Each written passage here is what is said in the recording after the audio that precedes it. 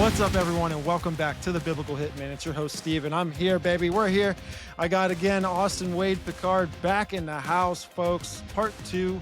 Part 1 was episode 61, I believe it was. And my goodness, what a show, folks. Go back in, circle around, check that episode out because it's going to lay a lot of foundations of the things we're going to get into tonight. But, folks, if you want to support us, you want to support Austin, make sure you hit that subscribe button, like the show, share it with your friends.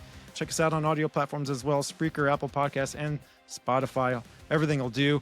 Austin is the host of his own podcast as well, the Underclass Podcast. And but welcome again, brother. Good to have you. Hey, man. Thank you so much, Stephen. You already know I got nothing but love for you, and I enjoyed our conversation the first time around.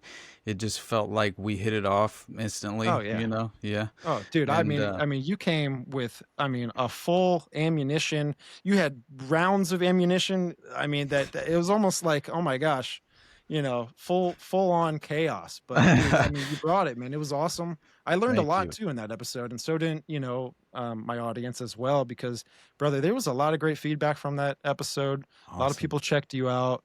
And so I'm here to satisfy the people, satisfy the Lord God, and we get you on again, baby. Awesome, Let's go. Man. Thank you so much, brother. You already know. I appreciate any opportunity just to even have like an open-minded conversation. And it was funny because I went on Friday with Doc Brown from Prometheus Lens, right? And I just went full blown. Yeah, he's awesome. But I went full blown schizo. And I love that you call it that. You're like full blown schizo. It's like it can kind of come off like it, but dude, you're on point, man. Usually the schizos, are talking about these weird voices in their head. Trust me, I work with them every third day.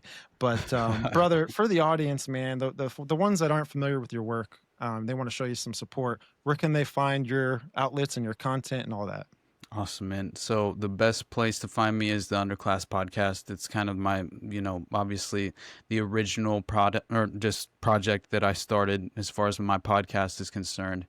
And I really I feel I'm still very proud of the name itself, honestly, as far as the Underclass. I felt like it perfectly represented and reflected who I am kind of philosophically and where my principles lie as far as the power paradigm is concerned and my kind of interpretation of, and obviously I don't claim to have all the answers. I'm just very much attempting to objectively pursue the truth and find these, essentially I'm trying to answer the unknowable and unanswerable questions for myself as much as I possibly can without kind of falling victim to the very well manufactured misinformation and propaganda that's been clearly laid to misdirect us and manipulate us into these ideological prisons.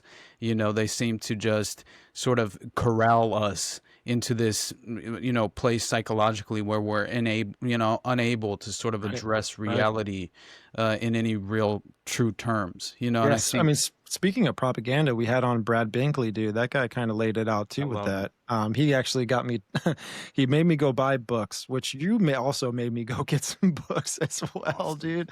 But it was the book Crystallizing Public Opinion, right? So it's like Edward Bernays' book, in which he's kind of like the godfather of all this propaganda stuff. 100%.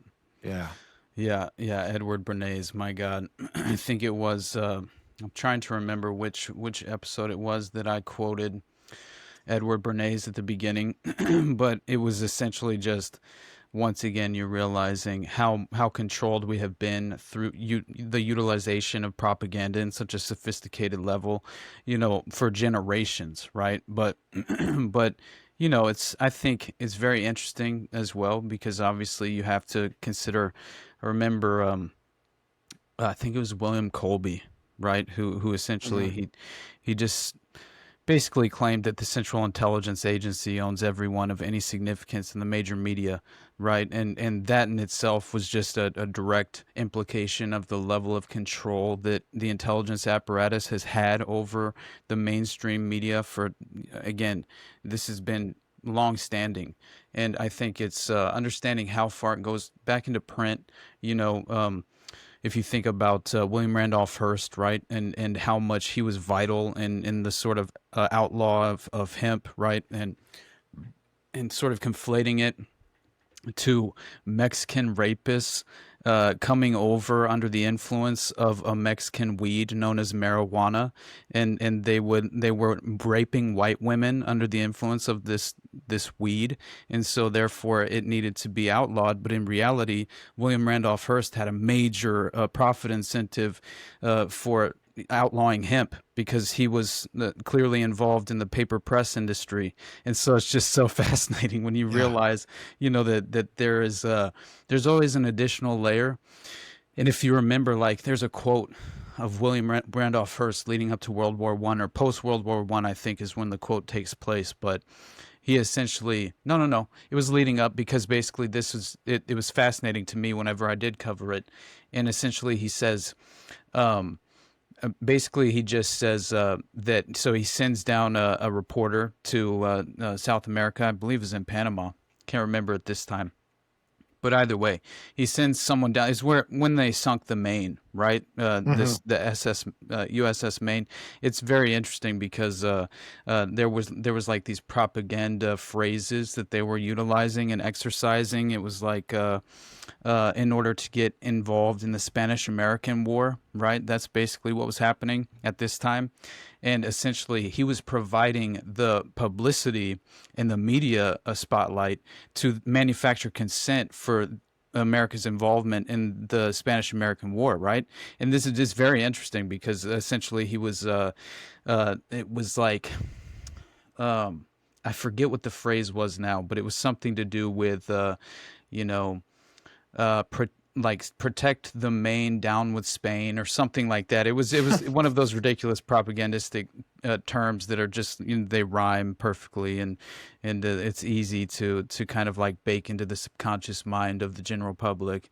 And once again, it's just a great window into how these elite individuals who are controlling industry with the hidden hand, perfectly, just as far as just like, there's clearly this overall, what I believe, this coexisting, facet of industry being controlled fully by government, to where you have this sort of crony capitalism playing out, and it's really just controlling the industries at an extremely high level, and therefore you control the outcome, and so you have so many different monopolies that exist at this point.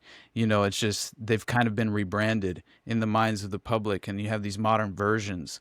And even like the Telecommunications Act of '96, right? I was just talking about this on Tuesday, and how basically there was this major media monopoly under Clinton, and all I'm seeing is that sort of playing out in modern time at this very moment with the Paramount merger with Skydance, which is owned by David Ellison, which is the son of Larry Ellison, right? Which, runs Oracle. Yeah, the nepotism is real, yo.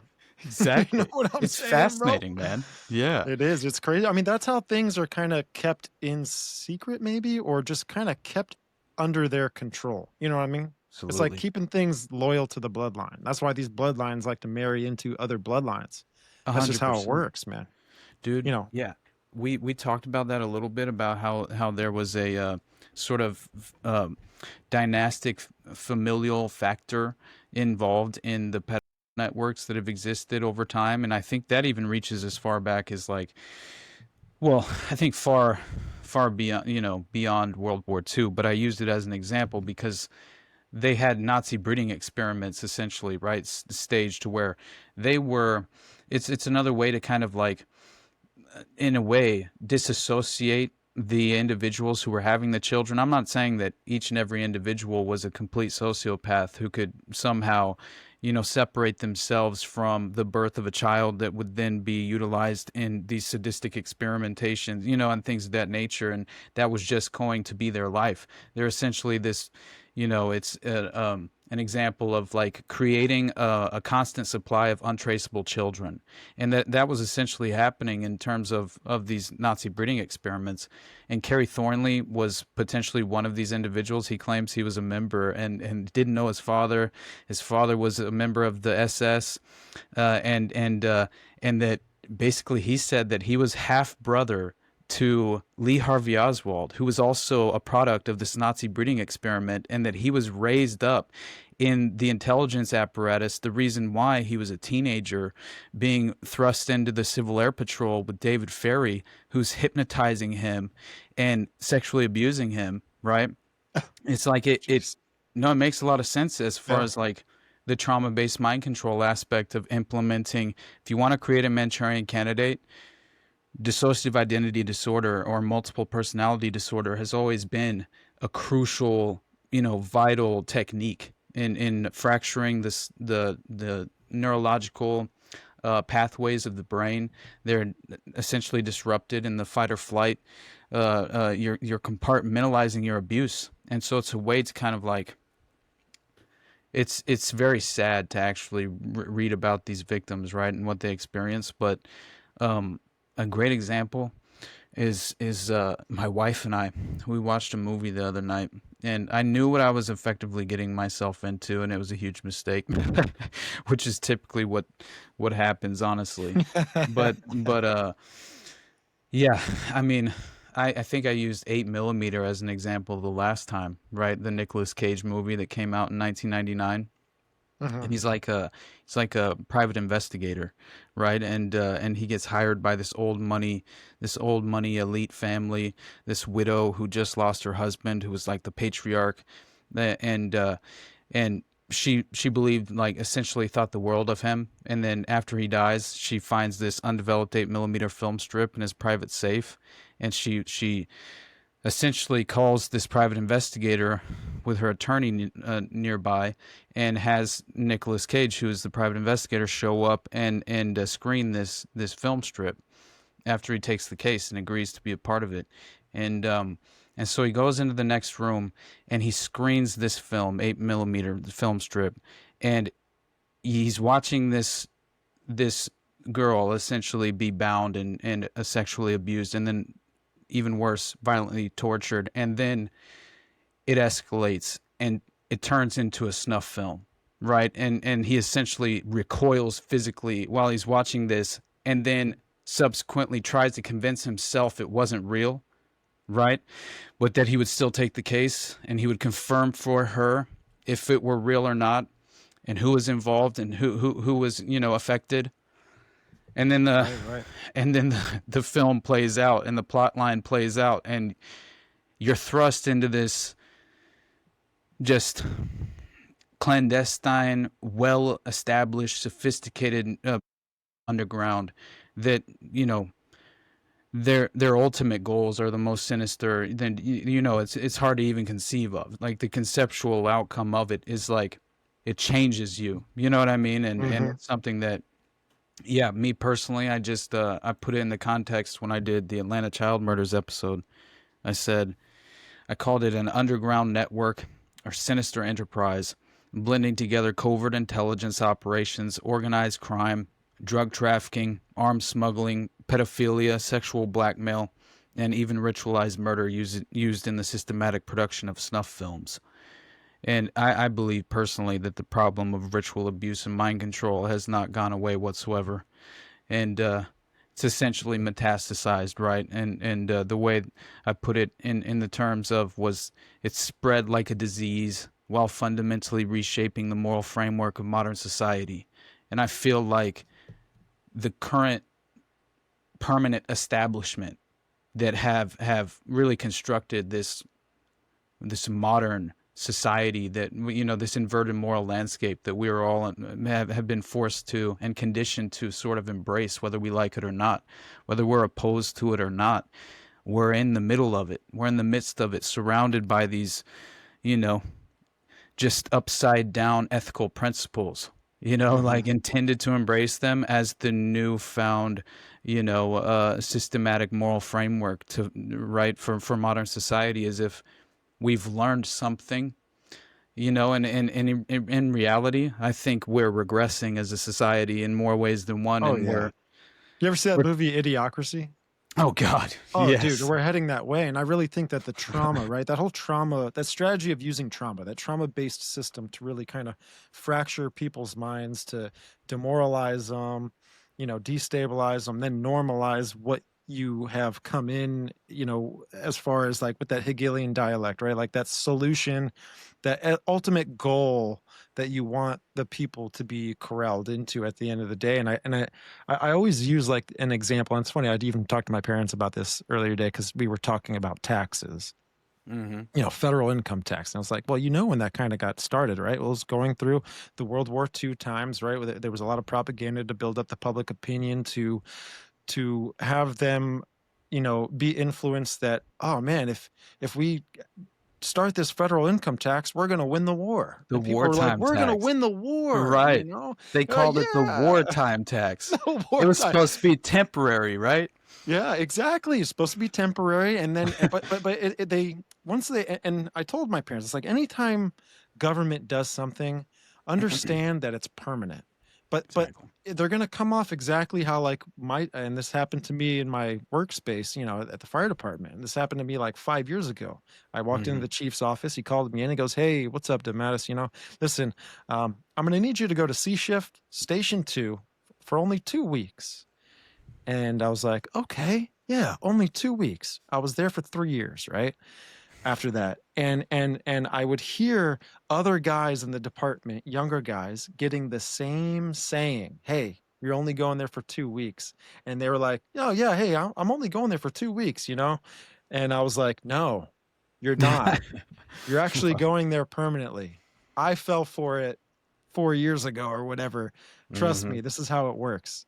And just with that whole thought of propaganda, shaping public opinion, pushing the can down the road, moving the goalposts deeper, getting them to get to that end zone, where they want us to be, they're going to continuously traumatize us, break us down, and destabilize, our ethical, moral kind of compass of, should I question this? Should I worry about, what the government's saying or what's. They don't want you to ask questions. They put such a, they put the wax on the fruit, and the fruit looks nice and shiny, and you're like, oh, this fruit is fresh. No, it's not fresh. It's actually like, maybe a month old. But yeah. Yeah, I completely agree, man. But I think that it's funny that Brad brought up Edward Bernays because, obviously, I love Brad to death. I learned so much from him over He's a the good years, guy, man. honestly. Good Yeah, guy. I enjoyed doing the show with him. He gets passionate, boy, and I love it. I'm almost like, I want to throw more gas on the fire. I know. That mic is about to go lit. Yep. That's great, man. He's so honestly, he's really pretty good at stand up as well, and he's only improving, so that's awesome. The sky's the limit, honestly. And but yeah, he's always been. I remember when he and Monica Perez were doing the propaganda report far more often, like together under the, they're still under the same umbrella, but they were doing it a lot more often, like they would collaborate. And it was just, for me during COVID especially, it just really, it helped me. It provided me with this sort of like life preserver to sanity in a way, and made me definitely.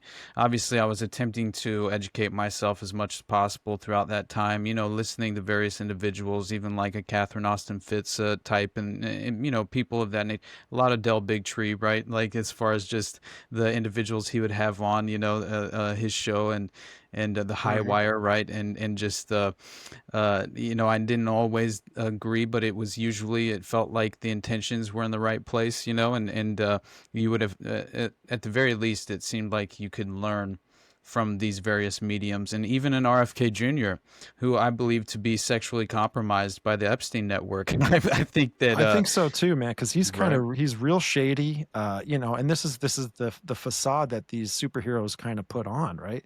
And I think one of the coolest illustrations of this is the show called The Boys. There's these superheroes that they're like, to the public, they're just these great people. But really behind the scenes, they're not so good. They're not so good. You know what I'm saying? They're actually using their powers in unethical ways, right? But the public don't know that. They don't see that because they manipulate that through the media, right? Medium, all that kind of stuff. But it's crazy. I think that especially with RFK coming in. His specialty is healthcare. You know, now they're merging AI with healthcare. I saw this with Trump, Dr. Oz, and RFK the other day. Well, it had to be maybe a week and a half ago. But, you know, they're merging digital identity and they're just digitizing everything. And I really think, you know, there's pros with it, obviously, but, you know, no one's asking about no one's asking the right questions. No one's asking, hey, what's the outcome of all of this with my Fourth Amendment right? Like with my privacy. I know be able to get in to see a doctor within 6 minutes, but you know, what's this do with my personal health information? Right. People aren't asking the right questions. No, the dystopian digital, you know, hellscape, which is really just as far as like the healthcare system itself, you know, I think that that is the goal as far as just every level of industry itself being kind of implemented in this current moment into the technocratic vision. And I think that you're just witnessing like the dystopian mass surveillance systems being set up utilizing AI, and effectively you're going to have these sort of like Minority Report, you know, what's it called when you're policing, what's the term, where effectively they're essentially predictive policing. That's it. Yeah, and it's legitimately insane to consider the consequential outcome of such a policy, right? And just God like forbid you say a joke or something, and the AI robot's like, I think he wants to kill this guy, and it's like, no, dude, that was just a saying, you know, I was just messing around. Exactly. Please. We get strikes on YouTube all the time for Already Dead just because they claim that the name itself is suggesting, you know, influencing people to, you know, embrace suicidal tendencies. It's like, what? Like it clearly, you know, this is the actual recurring name of the show itself, you know, and but the AI algorithm doesn't have the ability to distinguish between the two, or it's programmed not to care, and you know, it doesn't really matter what's, you know, honestly what's worse at this point, because effectively the same outcome is being achieved. And so that in my mind is the sort of, you know, this is the self-serving nature of the state itself in general, right? And you see so many of these, as you mentioned, right? The federal income tax and the temporary wartime tax. I mean, how many different times can we point to throughout history where that is the case? And they've just been laying out these precedent-setting operations, utilizing these networks, you know, these clandestine networks and domestically to achieve their goals. I think always pursuing the strategy of tension under the, you know, Operation Gladio umbrella, which really, to me, so talk to me about that. What is that? So Operation Gladio was essentially these stay-behind networks post-World War II that were supposed to effectively handle the communist threat that was you know, being posed at the time. So essentially, the goal was to, on the ground operationally, to essentially achieve this strategy of tension, which was, we're talking domestic bombings using paramilitary organizations, neo-Nazi groups, various factions of at the time, of course, like, and there were various aspects of Gladio. It was named after this ancient Italian sword, I believe, if I remember correctly. It's very interesting where it comes from, but Paul Williams wrote a book called The Unholy Alliance. And let me pull up the full title, because I think it's one of the most interesting, you know, as far as just the name itself of the book is very revealing. And I think it's worthwhile for people to take a look at Paul Williams' work, because again, it's not the end all be all of Operation Gladio, but it definitely provides a great starting point for people who aren't aware of a lot of the, you know, just crucial details and also the connections involved. And so Operation Gladio, it's World War II, the CIA, the Mafia, and the Vatican, right? But if you look at the actual title of the book, The Unholy Alliance Between the Vatican, the CIA, and the Mafia, Operation Gladio, and that in itself, I think, is very, very telling, right? Because you think about those entities and what they represent, right? And how the Vatican essentially, there was an alliance that formed post-World War II between the Vatican, the CIA, and the organized crime syndicates involved with sort of laying the groundwork for a lot of this. And so me personally, I think that this created a sort of underground international sort of clandestine network that seemingly, provides this sort of ability to, one, it provides plausible deniability because it allows this first of all, you can circumvent any sort of nation state or governmental administration. You kind of insulate yourself from any further accountability whatsoever because you're engaging in black operations internationally, worldwide, with this well-established, sophisticated network. And so I believe that the stay-behind armies of allegedly contend with the rising communist threat were truly just, they never, essentially, yes, some of them, as they were exposed, they were eradicated, or individuals were prioritized and targeted, or whatever the case may be. But the playbook and the systematic nature of what Gladio represents never ended. The same as Operation Mockingbird and Operation MKUltra and these various clandestine operations, covert ops, that they didn't never effectively end after the church committee hearings in the early 70s and mid 70s. And as we mentioned, I think in the prior episode, Richard Helms was the director of the CIA at the time.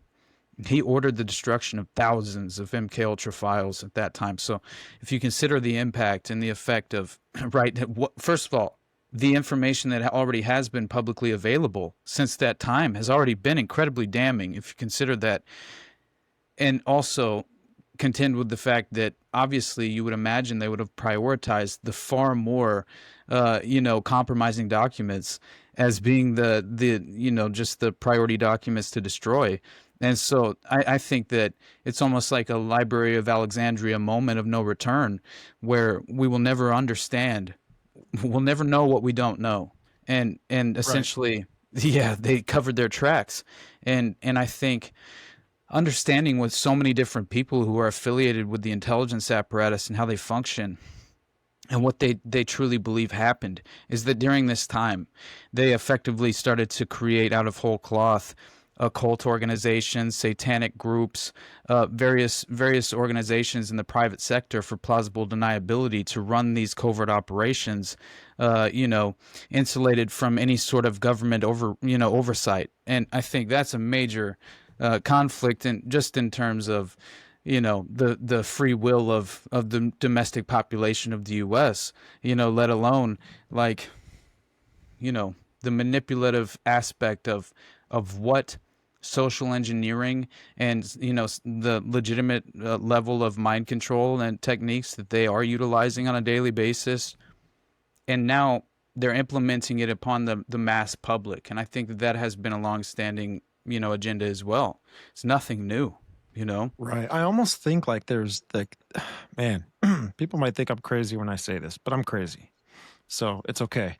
But I almost feel like there's a global MKUltra agenda in some way, shape, or form, right? It's almost like that, they started off doing it with brainwashing people with either, videos or sounds, drugs.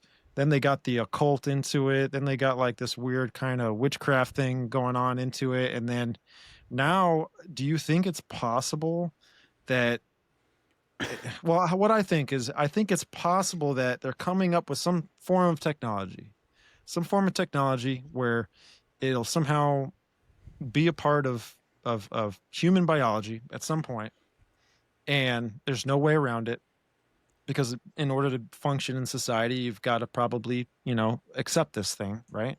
Just like we've seen in the past. But it's almost like once this technology becomes normalized in society, now there's just they need to send the right signal to it, and now they can kind of just snap their fingers and then maybe take the driver's seat of someone's consciousness. Right. If that makes sense. I'm legitimately I got to the point to where I began to question, they legitimately are able to allegedly subliminal. They can program you with subliminals as you're asleep, right? That's what I meant by the video, in a way. Exactly. Yeah, right. utilizing these EMF, electromagnetic frequencies, or even the ELF, the lower frequencies as well. But I take it back to, it's very strange because Lieutenant Colonel Michael Aquino, who's obviously a satanic, sadistic, who was allegedly in charge of Project Monarch, and one of the key operatives who was helping facilitate and run that operation of trauma-based mind control. And if you listen to Paul Benassi, one of the victim witnesses of the Franklin scandal, who was directly involved with Lawrence E. King, who was running the Franklin Credit Union in Omaha, Nebraska at the time, and was busted, right? And essentially, Lawrence E. King, who was running that embezzlement scandal through the Franklin Credit Union, he was a sadistic as well, and he had been essentially. It's very interesting because he had political connections to George Bush Sr. and was legitimately sang the national anthem at the 1984 Republican National Convention. It's crazy, but he. So he was he ever since the Franklin scandal as well, and he was exposed as being a legitimate. And he's still out, and he's been attempting to infiltrate child care organizations, and was even affiliated with the Washington Redskins ownership committee before they were forced to sell the team. And and at a level where he would be people are everywhere, man. They're everywhere, but it was at a level where he would be granted access to children. Right, and that in itself is just like, man, you see this how these individuals function, these psychopathic. They never cease the pursuit of these positions of power that will surround them with easy opportunities to abuse children, and at the very least have the opportunity. And I mean, thank God for somebody like Nick Bryant, who wrote the Franklin scandal, and he himself has very, very much been on the case and following around individuals like Lawrence E. King, and kind of blowing the whistle whenever he does find himself in these strange positions.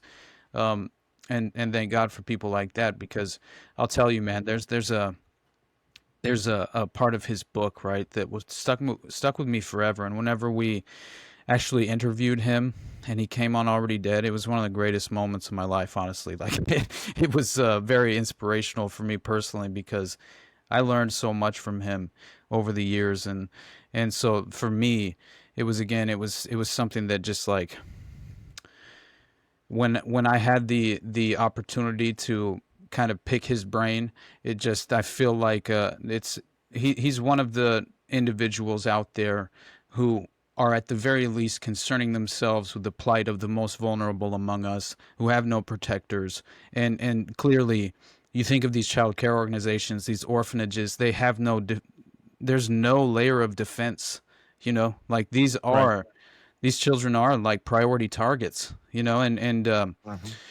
and there's, I spoke on the Franklin scandal as I said it exposes our cognitive dissonance, right? Forcing us to grapple with the psychological consequences of a corrupt system designed to protect prolific predators and the elite strata of society who have strategically forged political connections and media influence. And what Nick Bryant claims and writes in his book, right, the Franklin scandal, a story of power brokers, child abuse, and betrayal. He says, I wasn't so much anguished by the threats and intimidation I endured delving into the arcane mysteries of this universe, but rather by the realization of its very existence. A universe that encompasses the refined industrial destruction of children and its cover-up by the very state and federal authorities who have pledged to protect children from the depravity of evil men. The children and our society as a whole have been betrayed. And like, the moment I read that, it resonated with me like for years to come. Obviously, like to this very moment, I can't seem to resist like falling down these rabbit holes of investigation and just attempting to discover and expose and put a spotlight into the darkness, as much as I possibly can.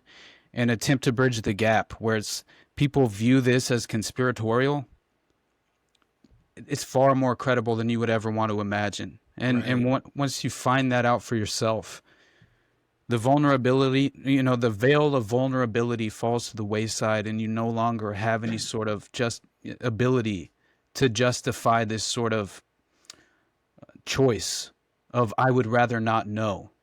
It's like right.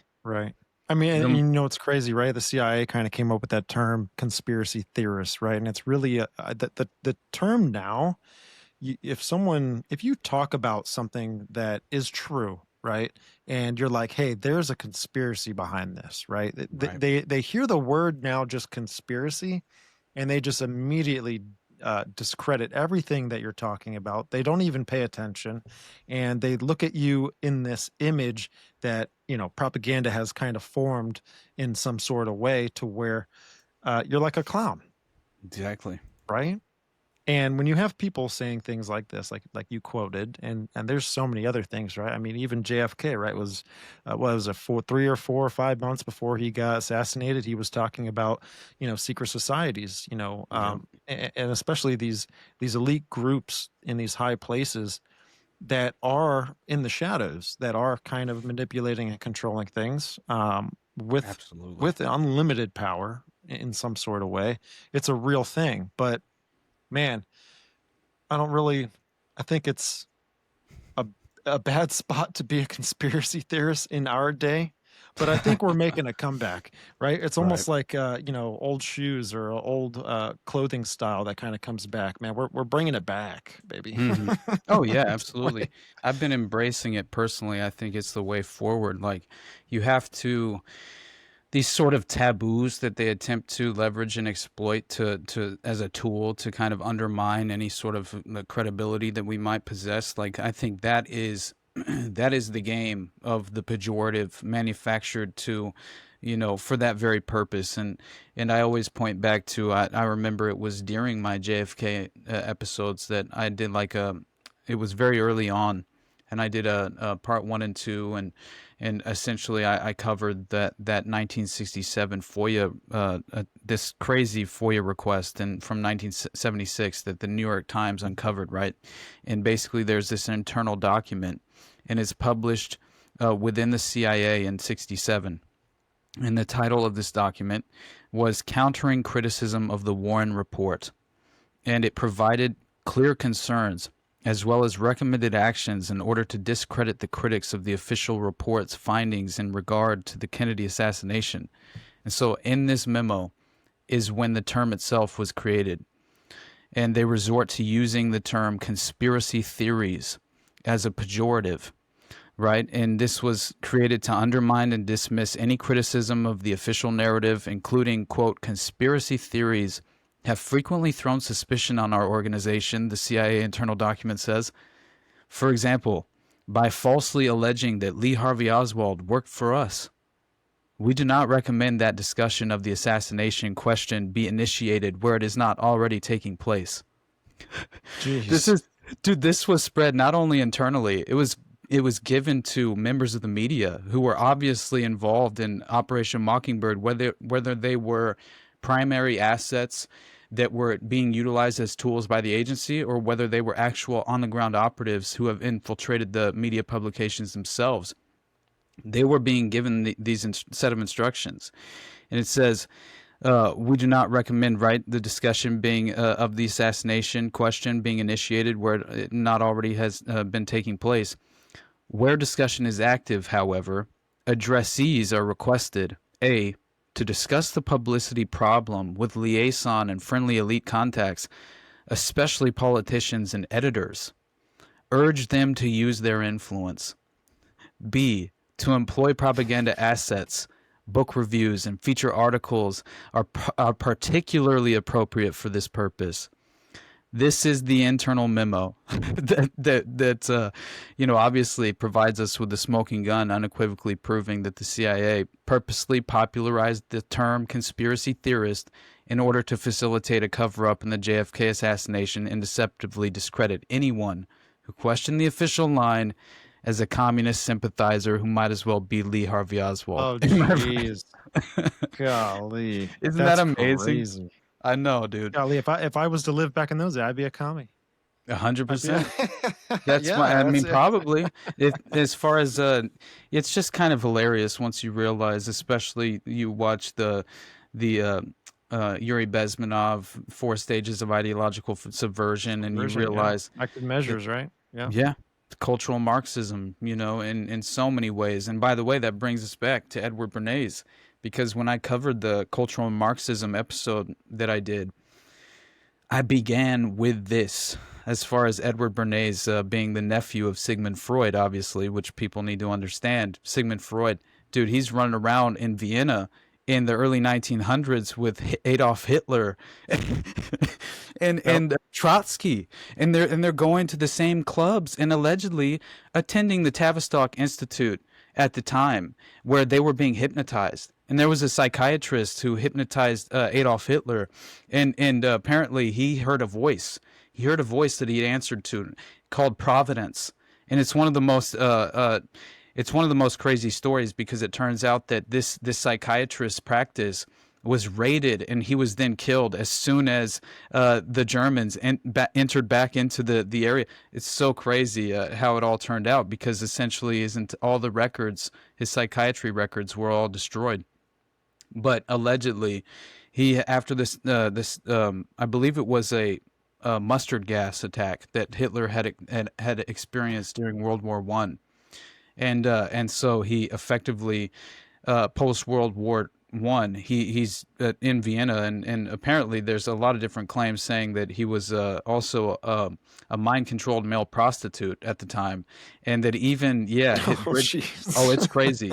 Bridget Hitler, who's like the memoirs of Bridget Hitler, it's a very interesting a story, but she claims that he had these mind control manuals given to him from Tavistock, and that he was essentially had been hypnotized and been given this sort of set of instructions that he was memorizing, which I found very interesting. When he allegedly just showed up at her residence at one point unannounced, and it's one of the craziest stories ever. Again, I'm telling you, like, when you find out that Hitler was being guided by this voice, which he referred to as Providence.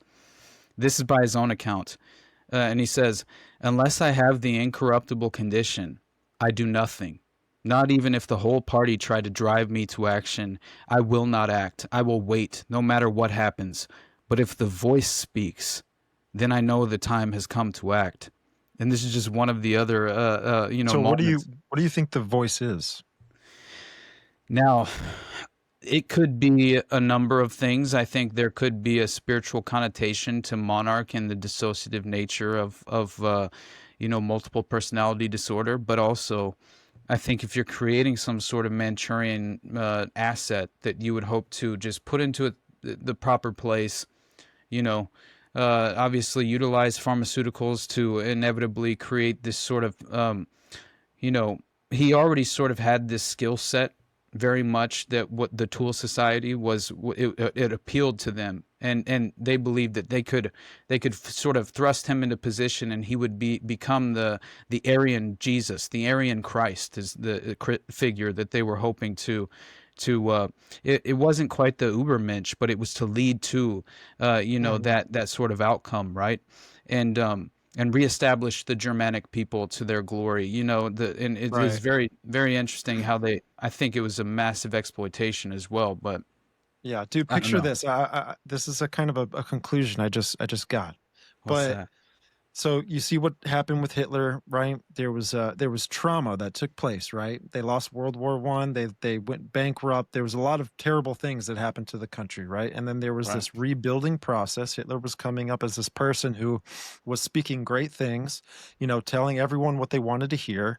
Hmm. And the people could have been so traumatized in a way, they could have been demoralized to where they didn't really care what he was saying or what his agenda was, but they rather care about rebuilding, and they couldn't necessarily distinct what was good or bad, true or false, right? They just went with their emotions. And look at where we're at now. And again, folks, I'm going to take a little Trump stab at some of the audience, that are Trumpers. I'm stabbing real quick, okay? Just forgive me, but don't. It's all good. So what do we have, right? We had 4 years of absolute chaos. It was absolutely terrible. It was emotionally, destabilizing, and Right. people did not really care who was to come in office. It was just someone else than that political party, right? And so now we have Trump kind of come into office, and what do we see? I see personally, I see a lot of bad things going on. It's just my opinion, but we've got $500 billion budgeted Project Stargate. We've got Palantir coming up, defense contracting with the United States and the Israeli defense. We've also got a lot of World War III things that are kind of going on, even though that was kind of taking place, within the past 4 or 5 years. But what else we have is, we've got the Genesis Act, right? Got signed into legislation. And the terrible thing with that I kind of view is that we're going to get away from a tangible money system. Like, we're going to get away from a fiat currency, and we're going to be ushered into a digital based currency financial system. And I personally think that there's a lot of things government can stronghold, with that concept. There's a lot of good things with it. Don't get me wrong, right? But there's always like a good cop, bad cop. So, but what I see is I see another guy, he comes in speaking all these great things to, a nation that was in need of this hero, and he fit the part perfectly. So it's kind of like almost a reflecting image, but yeah. It's to me, it's a manufactured false prophecy in a certain way. And I think that this is what is being, look, if you're considering the exploitation of the general public, would you not want to at every level insert yourself to manipulate every single level of the populace to wherever they reside on the political spectrum, wherever they fall ideologically? You would want to have and position assets in place to clearly disrupt and manipulate and misdirect those individuals psychologically within the context of the ideology they embrace, to hopefully push them in the direction where you can manufacture consent for the very same agenda at play. And I think that's where you run this risk, right? That very much I think we're witnessing at this very moment, which is just in terms of the current administration. If you're relying upon a politician to come and save you, I think you've missed the boat at a certain level. And I think that it's at a certain point you have to rid yourself from that naive, childish, notion that. And I'm not trying to insult anyone. I'm saying this is how I personally feel. You have all the right in the world to disagree. I feel, and this is not a black pill. I think I'm only attempting to interpret the power paradigm, how it functions, the individuals involved. The usual suspects surrounding the puppet, as far as the political puppets that have been, thrust into power. They are clearly, in the most convenient way, achieving what, the prior administration could never have hoped to achieve. And then the future administration, that will follow Trump, just this current administration, they will then move the goalposts even further, and we will head in that very same dystopian direction. But the problem is you have these justifications in place that are being laid as traps to really drag you back into the same system, to where you continue to facilitate this current power structure. And it is how you entirely eradicate a revolutionary class. There's no longer any sort of real threat that we pose to the system, just as far as I think that clearly they have to utilize the deceptive tactics. So obviously there's an effect we have, but at the same time, it's like in large part, I feel like we are so fractured in ways to where we've been fractured off into these subgroups very strategically. And now, if you've realized, as far as just me personally, I try and draw upon my personal reference points and what I know to be the case, just as far as my own lived experience, and that is that my entire family, I mean, is being disrupted in many ways. And as far as the familial dynamic and in place, that we should all remind ourselves, you know, we should consider just the best interest of the individuals that we love most in life, and obviously concern ourselves with prioritizing, you know, the protection and defense of that sort of network that directly affects us, that we have a direct impact on. And I think if we lose sight of that, which so many of us have, and I think that's the nature of this currently structured system, is to basically, you have people who would rather defend and, you know, sort of defend perfect strangers who clearly are pursuing, you know, Right. yeah, like, obviously what they have in mind in terms of what they hope to achieve is the polar opposite of your best interest. And I think that at a certain level, we all need to come to terms with that reality. And once we do, then we might be able to move forward in a way. It's where I just said this on Tuesday as well. It's like this similar kind of, it's something that I'm beginning to realize, is that, and I knew this for quite some time, but it's the reason I reject collectivism as a sort of philosophy. I think it's the poison pill. I think the only way that you can rise to the occasion and sort of have a positive impact, and really a net positive impact on society at large, is to focus and prioritize the individual aspect of what you can control. And only then can you sort of find yourself in a position where you can become a net positive in a certain way.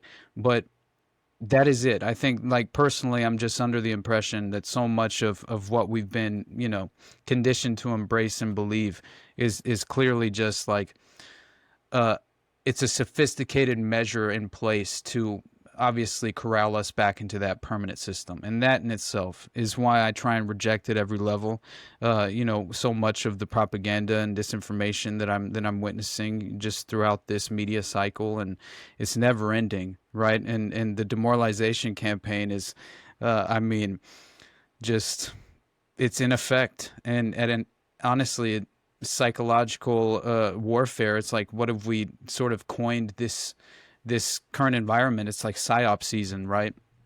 And it really does feel like that is honestly what's taking place, is that there are really these psychological operations just being implemented at every layer of our current, you know, experience. And I'll tell you what, man. Ever since I've, you know, really just taken this podcast super serious, right? Because when it comes to taking this very seriously, there's a lot of content that's got to be done. There's a lot of work that's got to be done. And what it has naturally done has taken me away from just being on my phone like I used to be, right? Like just scrolling through content, you know, or social medias, whatever. You know, I've kind of detached or lost the want to be on my phone. And I tell you what, it's just that little bit, it has changed my perspective. You know, it's impacted my perspective incredibly. Like I almost, I read books now. I don't necessarily care what is out there in the media, because I look at it like a newspaper. You know, I look at it like the modern newspaper, and I believe it's really trying to shape my perspective and my thoughts. And, you know, it's funny because I was talking to a guy at work, and I told him this concept, and he came back with this thought, and he said, "You know what? I think you're right, because I watched a few videos on TikTok earlier today." And he's like, "I swear it persuaded me to think strongly in this certain idea." Right. Right. And I was like, aha. And he's like, "Oh man." And we just kind of like, you know, like chest bumped, right? We were like, yeah, you know, but screw propaganda, right? But Exactly. it's a real thing. Just imagine, and we're adults, right? Our brains are developed more than the younger generations. Just imagine the young youth, right? The youth that is coming up through this era where, man, I think they're just, I mean, they're sitting ducks, dude. Right. They're sitting Yeah. ducks. 100%. And it's definitely, to me, it's a struggle. Just, I couldn't even imagine trying to wade through the environment at certain, especially, like, I see even friends that are my own age, that are still single. And in the current environment, as far as just the social aspect of engaging with the opposite sex is like it's been so skewed and disrupted, and then expectations are so like I think they've been extraordinarily, again, to me it's by design, because the attempt is to sort of disrupt society at large as well, and I think that that's effectively taking place. But to see how much there's been this sort of like major divide that has been facilitated in the terms of just this sort of like a gender dynamic at play, and relationship dynamics as well, and how much it's definitely, I think, so much of it has been an attempt to prioritize the destruction of the nuclear family in certain ways, right? Because it provides you with this sort of foundation, this strong foundation you can rely upon. That I myself, I really credit my parents for my entire personal path, honestly, because not as if and I'm not taking shots at them whatsoever, but I'm not saying that they were hyper aware of everything and actively consciously understanding propaganda, or not even like engaging in the political system. But they were, at the very least, they had a strong ethical foundation and moral values in place that they provided to me personally from a very young age, since I can remember, that I think gave me an advantage, and I will forever be grateful for that. And I think that that's missing in so many of these sort of current familial dynamics, and that is another reason why you're having so much of this sort of just again, you're seeing a society that is very much, I think, destabilized psychologically, and it's almost as if we are all in this sort of framework of a sort of one nation under Stockholm syndrome, where we're sort of like taking the side of our political captors, like, and at a certain extent, we would rather protect a perfect stranger with, that at this point, it feels like it's really become a choose your own simulation. And it's honestly Seriously. absurd, and Yeah. and if you consider, and again, I'm not trying to target Trump, and go out of my way to kind of like prioritize a certain political party, but all I will say is that from day one, I believed the current administration was just one example of like putting individuals compromised by the Epstein network in charge of Epstein disclosure. And essentially, it's far more sophisticated and complicated than that. And that's just definitely an oversimplification, because in reality, if you look at who his mentor was, Trump's mentor, he has connections directly to, obviously, Roy Cohn. Where's my Roy Cohn? Roy Cohn sexually abused and Richard Kerr from the Concora Boys home. This is all a Jeez. fact. He legitimately was in charge of human compromise and had sexual blackmail parties in his residence that tied in the son of Sam, David Berkowitz, in the Process Church of the Final Judgment. When you find out that fact, I'll tell you. Hold on, because this is one of the craziest notes of all time. And once you discover, because I did an entire chapter in my Concora, the Concora scandal episode that I covered on Roy Cohn specifically, and because he connects to the Anglo-Irish vice ring and Lord Mountbatten and the Mountbatten dossier, and oh my God, like this, I'm telling you, like you have alpha Freemasonic lodges that are disrupting Northern Ireland, creating a civil war, utilizing these essentially, it was the MI6, MI5 was involved. Clearly, you had British intelligence, Western intelligence involved at a certain level as well. They wanted to destabilize Ireland and sort of rule over the ashes in a certain extent. This was much of these nation building programs and foreign policy, just pursuits. It is typically the case. I mean, you look at Ukraine right now. Literally, Ukraine has become the hub of human trafficking in the world since the sort of like failed state that it has become since the, provoked invasion. And then obviously, if at least that's my personal opinion, just knowing the history of the conflict itself. I mean, I know this is a long-standing, conflict, and I honestly, personally, I know that I'm talking way too fast probably, but I need to calm down. This is my whole goal. Honestly, I have like a mantra, and I sort of before every single episode or interview that I do, I I pray for certain things, essentially, and one of those There things you have go. now become, let me be calm, like help me stay calm and just enjoy the conversation and not It's try so and fit funny. too My much in. family says the same thing because when I talk to them, it's completely different than how I am on camera. I will tell you that right now, folks. It is like on a whole nother level, but I got to get it out somehow. Right. I got to get it out. Honestly, buddy. It's But that's crazy. how I feel. It's like, really, I have to slow down because you can't talk about everything you would hope to, in any given conversation. So you have to, and for the sake of the audience, just, I personally am trying to make it far more palatable.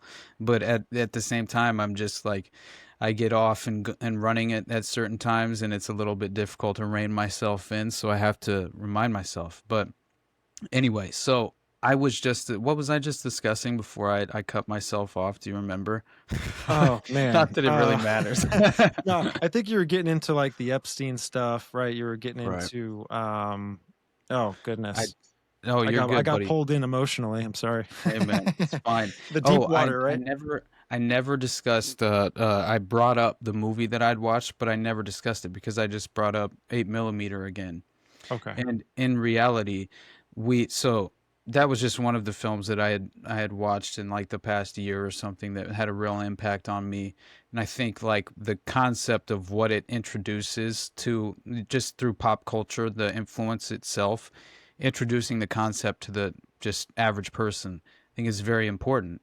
And that was obviously the concept that clearly we've been kind of conditioned to believe, and I think it's been a manufactured misconception as far as like snuff films being labeled as an urban myth to a certain extent, right? Which we are very clearly that's not the case. But the point being is that through pop culture, it can become this sort of like very valuable vessel and tool for introducing individuals who would not necessarily. Now it can also achieve the right that it can become a deterrent at a certain level as well, but at the same time I do believe that there's something very important about being able to introduce these concepts to the average person. And so Blink Twice is a modern example of kind of, something that I find to be a valuable concept being introduced to the public, but in this underhanded way, right? And that's just the par for the course at this point. I feel like almost nothing is unaffected any longer in terms of Hollywood, and these production studios are involved in the final say of these, the final form of so many of these films at this point. And so, but I will say, now Zoe Kravitz allegedly filmed, this was her directorial debut. Now, I personally believe that like three other people held her hand throughout the process, obviously. Not that it matters, but because there were like four directors total. But either way, the concept's very important. I thought it was interesting. And it's about induced amnesia, right? And it reminded me also of this first of all, the devil's breath and scopolamine, right? Which this is very interesting, especially how it's utilized in the concept of criminal cases, specifically in South America and the UK. It's used very often, annually. Like it's kind of strange, but anyway, it's there's this crazy clip that's been recirculating online of this Mexican supermodel by the name of Gabriela Rico Jimenez, and she's like 21 years old, right, at the time. And she vanished right after this 2009 public outburst against several prominent figures, and one of them being like this major, I forget what his position, but either way, we'll pull it up here in a second because it's very interesting, especially considering that she just vanishes after she has this outburst, and the claims that she was making Oh, it's just were, about they're eating the people. yeah, right. Okay, yes. All right, The dude. cannibalistic claims that she was making about these elite individuals that are very prominent, especially one of them that she named. And then there was like um, I believe he was an attorney. I'll pull it up in just a moment. But the devil's breath to kind of introduce this idea is scopolamine, right? And it reminds me of Blink Twice, this sort of idea of induced amnesia. And in the movie Blink Twice, they use this as far as inducing amnesia through this perfume, right? And it reminded me very much of the Psychopath Machine example of a case that I covered from the Oak Ridge facility in Canada. And it was really a part of the Montreal experiments. And it's very fascinating because it seems like the psychopath machine is really the perfect way to put it, right? Like they were manufacturing psychopaths, but not only that, not only were they attempting to manufacture psychopaths out of whole cloth, they were getting individual, just sort of like test subjects, experimental test subjects that fit a certain profile that they were just sort of leveraging to their benefit. Whether they would prefer individuals who didn't really have a family to check in on their well-being, and then they would prioritize kind of targeting them in the criminal justice system in Canada, and at the time, they were just kind of targeting hippies at certain levels, where it would be individuals caught with like a tab of LSD, and the criminal charge was so absurd that they would be given an ultimatum, right? That basically you can, serve out this major sentence for this LSD charge, or you can claim that you're essentially criminally insane. And you can then become, you're promised by these individual authorities that you could have a sort of way out if you proved that you were functional and could be introduced back into society in a way. But then there was not a real timetable, so it was essentially at their own at the behest. So what are you of saying? Like a get out of jail free card? Yeah, it was presented as that for these young kids. Like specifically, Steve Smith was the example I'm using. He was like fresh 18.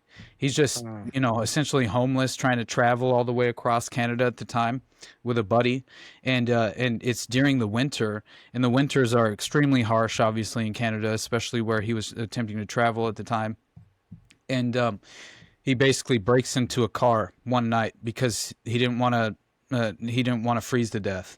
And so he breaks into a car and he falls asleep in the back seat, and he's woken up by the police, and basically he freaks out and decides to take the tab of acid that he had in his pocket so he would not catch a legitimate felony charge, and so once he does this, he then starts tripping he's tripping balls on acid for the first time in his life, and it was like a heroic dose at the time, and he had just been given this tab like from a buddy, and they were going to save it for when they were at the beach, and they've made their trip all the way to the coast, and so then he starts obviously acting completely out of character because he's tripping on acid and dropping acid while in custody. Imagine that, right? Your first time ever, you're 18 years old, you're in custody and you're dropping acid for the first time ever while you're in custody. That would be such a terrible experience. But isn't that fascinating? Terrible, dude. I know, dude. Like the judge, hits the mallet or whatever it's called, and it's like a Thor hammer shooting lightning out, and you're like, oh gosh, dude, I can't answer a question. Seriously, honestly, it's one of the craziest stories ever. But it really blew my mind because Dr. Barker was so he's the main sort of perpetrator involved at the Oak Ridge facility in Canada at the time, and Oak Ridge, they were utilizing in this sort of insane what Dr. Barker was apparently what he would engage in with his parents with his patients. He would basically utilize these various techniques, one of which was solitary confinement, group confinement in closed quarters, sensory deprivation, physical force and constraint, discipline, punishment, administration of hallucinogens, and delirium-producing drugs, including LSD. Oh my goodness! It was fascinating, and so they utilized these various techniques in 3 separate programs at Oak Ridge. One of them, they have destroyed this facility since all of this came out. There were major cases where it was ruled that the individual patients at Oak Ridge were 100% tortured by the state while they attended this facility. It's fascinating how much Wow. it's already come out and been acknowledged and exposed as being a legitimate breach of the government sort of overreaching any sort of ethical boundary in terms of the just experimenting on the Right, right. population. Yeah. That's true. I know sensory deprivation will mess you up, especially if And you're on drugs. oh yeah. And Like then brain also consider, chemically altering drugs. Jeez. oh, and this facility was a facility for the criminally insane. And Oh, so, yes, dude. So they're going out, they're saying, hey, we can create a psychopath out of whole cloth through utilizing these techniques and these programs.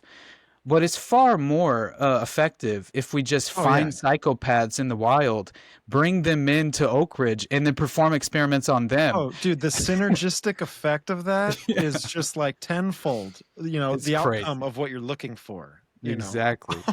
It's fascinating stuff, man. And this is one of the major reasons why I've really began not only to question the concept of a serial killer, but I mean, it's more than that. I honestly believe that yes, people have existed that have committed multiple murders, right? But I also think that, there certainly there are so many different cases I can point to personally where these alleged serial killers, very well known, John Wayne Gacy being one of the great examples.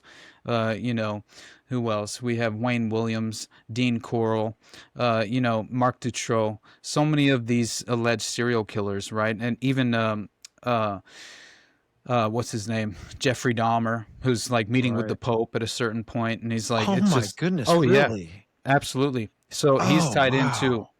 And it's so they, funny that they came out with a Netflix series, right, of his life, right? Just to right, probably, just to put blinders up and just say, hey, this is what it was like, right? Because people are going to watch that and go, oh, yep, okay, this is everything this guy did. But no, exactly, not really. Um, dude. Let and is it me like the nephew of who created Netflix related? Well, the creator of Netflix is related to Edward Bernays. Bernays, Edward Yeah, Bernays. dude, Oh my goodness. 100%. So I covered that in my cultural Marxism episode.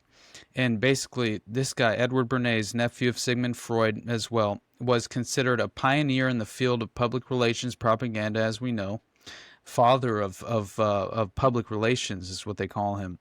And so he took on this effort of promoting female smoking at a certain point in the early 1920s or late 1920s, where he's like promoting female smoking by branding cigarettes as feminist, quote, torches of freedom.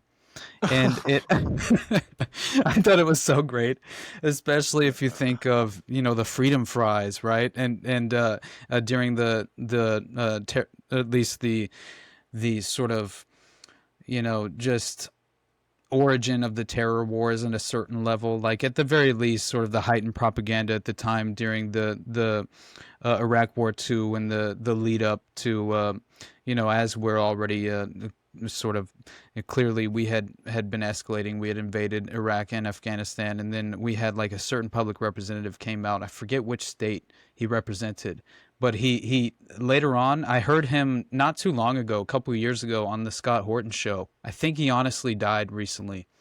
The senator who was involved, and as far as like throwing out the propaganda of French fries being renamed as freedom fries during the original Yeah, Iraq War. Yeah. yeah. Jeez. And it's just so ridiculous. But he later on came on Scott Horton's show and legitimately said, like, he essentially felt sorry for doing that. He apologized. He said he was in this heightened sense of and I do believe he was one of the few who had some sort of like ethical, he Backbone to him yeah, a little at bit. a certain level, at least he became willing to reflect enough to acknowledge that he was embracing and a part of this heightened state of war propaganda. He was leveraging, for his own benefit, but it only had bad consequences. But I do think he had good intentions, as much as clearly that doesn't matter. I think it's important to know that not every elected representative is entirely morally bankrupt, as much as the vast majority seem to be. Um, but I do think that if you are ethical at any real level, you will not have such an easy path moving forward, as far as you will not rise to certain positions, and they'll try and kind of like put you on the fringes of these certain like, for example, Ron Paul was the greatest example of that, right? They would just like put him on one of these Senate subcommittees that doesn't have really any sort of impact, and can have any real like call for any real accountability. But even when he was put on like one of those Senate subcommittees that were intended to not have any real like power whatsoever that they could wield against the establishment, he still found a way to conduct hearings and bring in the Fed chairman and address the fact that clearly we were printing money out of thin air, and we were financing these world conflicts and regime change operations to the benefit of the elite, and the of course the detriment to overall just society at large. So, but again, that's just one of the few examples we have of an individual representative in government that actually seem to have some real ethical values. You know what I mean? And Yeah. Well, it's almost like too, if you compare it to sports, it's like, put the superstar player on a team that is in 17th place, and no one's really gonna pay any too much attention, because their view is just focused on where all of the where all the first, second, third place teams are at, or whatever. Right. Exactly.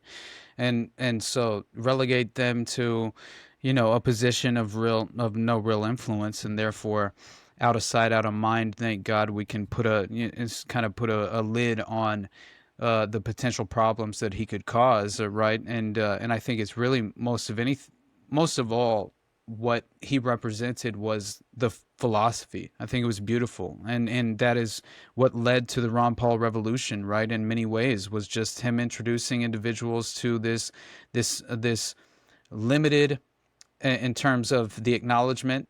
It's been very much, I think, cast to the side, as far as it's very much not a priority in terms of pursuing your own individual prosperity, and therefore you become, as I mentioned at the beginning of the show, a net positive, overall. And I think that is certainly not that I'm saying I'm a card-carrying libertarian or anything like that.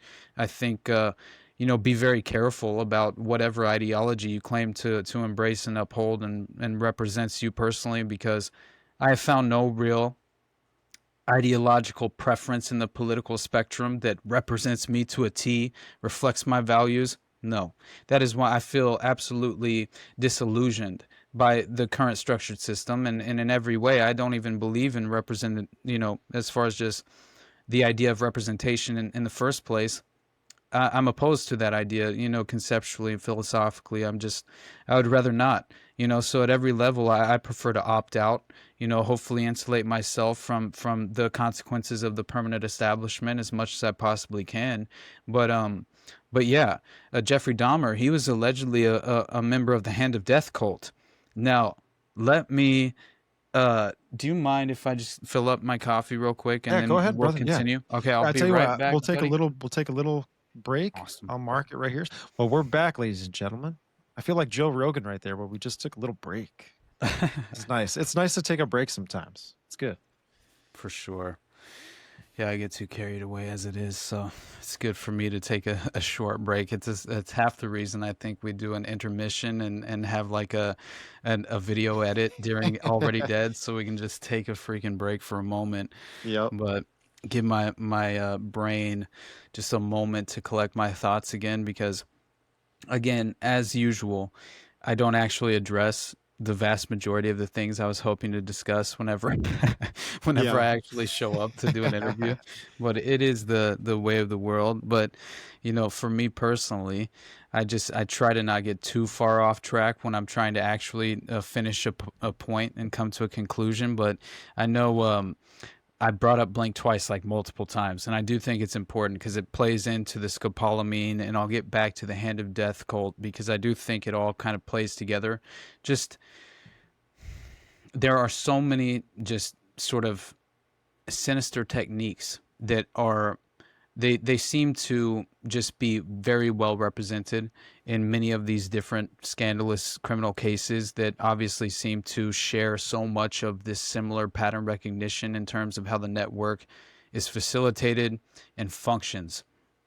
But that's like, as far as I'm concerned, in terms of this kind of induced amnesia concept, I think it's really important, especially if you're considering like the Epstein network as well, because again, it's like this is something that Anya Wig, Epstein's niece, allegedly, well, she claims that her allegations consist of being, sort of like enduring this extreme form of trauma-based mind control, DID, LSD. It's the same exact sort of techniques that we've been kind of just briefly in a way, mentioning in passing. But again, it's strange because she claims that she had to sort of like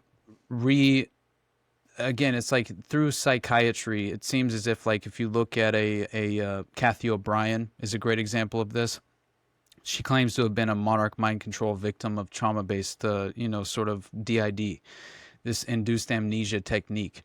And so they have to work with a psychiatrist for years and years to kind of gain access to these very much deliberately, like, the memories themselves have to be unearthed, right? Which is another reason why the False Memory Syndrome Foundation kind of rose to prominence surrounding many of these child abuse cases, unfortunately, including like a McMartin preschool, the Finders Cult, the Franklin scandal. So many of these cases, even I believe Patty Hearst, even in that trial, Timothy McVeigh's trial, you had Elizabeth Loftus insert herself, and she was on the scientific advisory board of the False Memory Syndrome Foundation, among many other MK Ultra operatives, which is very strange why they would be inserting themselves on the scientific advisory board of a foundation that is all to do with inserting themselves in the criminal trials for one purpose only: to undermine the credibility of the child, basically the victim witness, which always effectively becomes a child typically, and essentially because that's when the abuse was sort of that is when they experienced the abuse, is when they were usually, especially in the McMartin case, they were 3 years old, right? And so, and Presidio, I mean, they ranged the age group in terms of McMartin, but the Presidio scandal at the military base in San Francisco, we're talking 3-year-olds, right, from the Child Care Development Center, who are directly being abused by individuals there on base. They're like unable to even describe the sort of abuse that they experienced, right, and that they endured, and the language that the parents have to resort to in order to kind of like gain an understanding of what the child had gone through. It's disturbing as hell. It's something that you'll never forget, honestly. But what's very interesting about all of this is you have this sort of sentiment, this recurring sentiment and technique of this sort of memory erasing induced amnesia through various different techniques, but one of them being, and this came up in the Blink Twice film, which is very interesting. I'm gonna have to watch this movie. I gotta watch this movie. Again, it's so Channing Tatum plays basically a tech billionaire, right? And he owns his own private island. It's very interesting. Oh my gosh. Yeah, dude. And so now, keep in mind, Zoe Kravitz is a celebrity daughter of Lenny Kravitz, right? I believe, and she's sort of been on a fast track to stardom from her kind of childhood, infancy, and many of these sort of Hollywood dynastic families, that's the case. But still, I find it interesting that she was a part of this project, but. Still, again, I think she's the reason why the conclusion became this sort of strange feminist framework of, like, one of the abused victims that was a woman. Essentially, it was a very strange conclusion, and spoiler alert, obviously, in terms of the, like, do not go into this film experience thinking that you'll be satisfied by the end of it in terms of the actual conclusion that they come to. But I think that that's sort of by design and par for the course, and as far as modern Hollywood is concerned. But I do find it interesting because they kind of gave the individual victim woman that kind of achieves victory by the end of the plot in a certain way.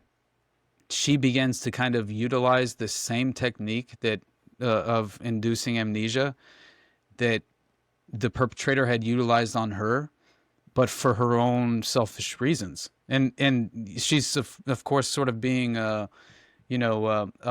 worshipped by the end of the film, which is very interesting, just as far as like her role that she is playing. She is even the former perpetrator, which she now is sort of in control of through the very same techniques that he utilized to abuse her.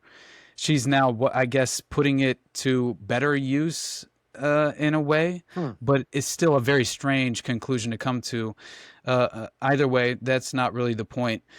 The point of the entire just reason that I brought this up was just the fact that this drug that they utilized I found to be very interesting, and then the concept of obviously these women being seduced and by the lifestyle itself, right? Just the kind of again, just this very wealthy elite lifestyle is introduced to them, and a night of partying, and then they are given the invitation to come to and attend, at least come back with this private tech billionaire to his private island, and then they would sort of just engage in debauchery for weeks on end with no real timetable as to when they would leave the island. And it starts to blend together. Time itself, every day is the same. They wake up every morning. They seem to be provided with all the sort of window dressings you could desire, and in terms of like feeling as if you're being deliberately kind of in every way. They're providing you with even the outfits that you have to wear in your closet. That everything is set up for you, but it's this elegant lifestyle of decadence, right?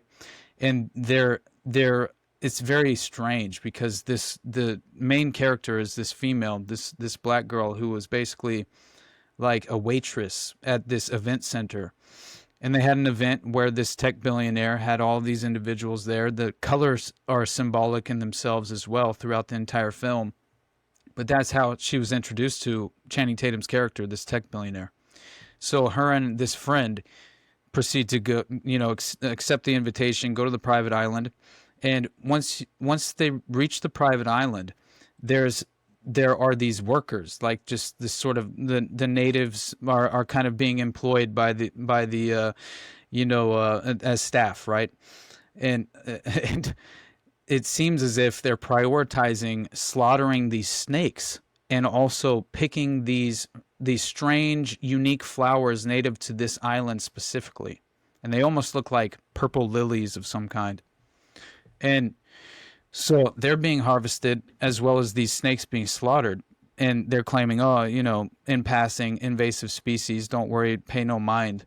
And then, so the girls go to their, back to their rooms, and they each are kind of entranced by just the sort of lifestyle and the measures in place, and no one's really questioning anything. They're all just sort of taking a victory lap because they feel like they've been granted entry into this next level, right?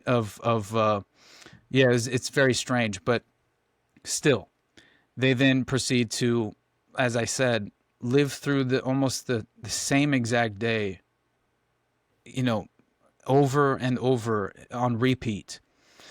And that is typically hanging out at the pool, just getting wasted, smoking weed, just essentially growing numb, to every level of your surroundings.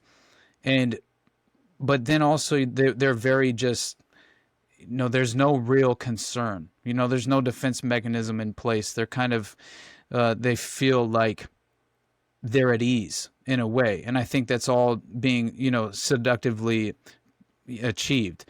And so then they all sort of come together at the end of the evening, and they have this very elegant dinner, right? And it's extremely unique.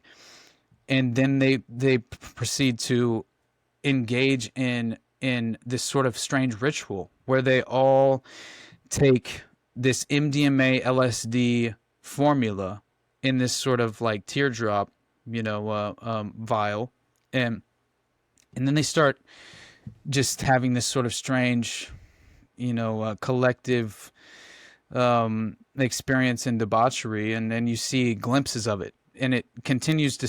You see less and less of what takes place during the time after they partake in this strange substance. And most of the time, you start seeing clips of the women. They seem to be running from something. And then it flashes, and there's another clip where it's the next day, and they're waking up. And then they'll experience it again, and they'll be on this strange formula, and they'll be, they're all in this sort of white gown, right? It's almost as if it's like a white robe that so many of the initiated in the occult organizations tend to wear during the ritualistic ceremonies that they actively practice. Huh. And so then they start behaving as if they're snakes occasionally, while they're like covering their faces in the strange like white robe gown that they're in that's very flowing in the wind. And they still, at every level, they seem as if they're fleeing from something, running from something, waking up with mud under their fingernails and not having any explanation as to why. Right, that amnesia, yeah. Exactly. And so you're having this induced amnesia, but then her friend, the main character's friend, gets bit by a snake near the pool. And so it turns out that effectively this is some sort of antidote that is discovered, that the effects of what is called this perfume known as desideria or some it means like desire. I can't remember exactly what it stands for, but it's essentially it's the formula that they're using in this perfume that is discovered later on that is providing this induced amnesia. So each woman that went back to their room, they were provided with their wardrobe, but not only that, a perfume specifically, and it was the only thing in the drawer, right? That sort of thing.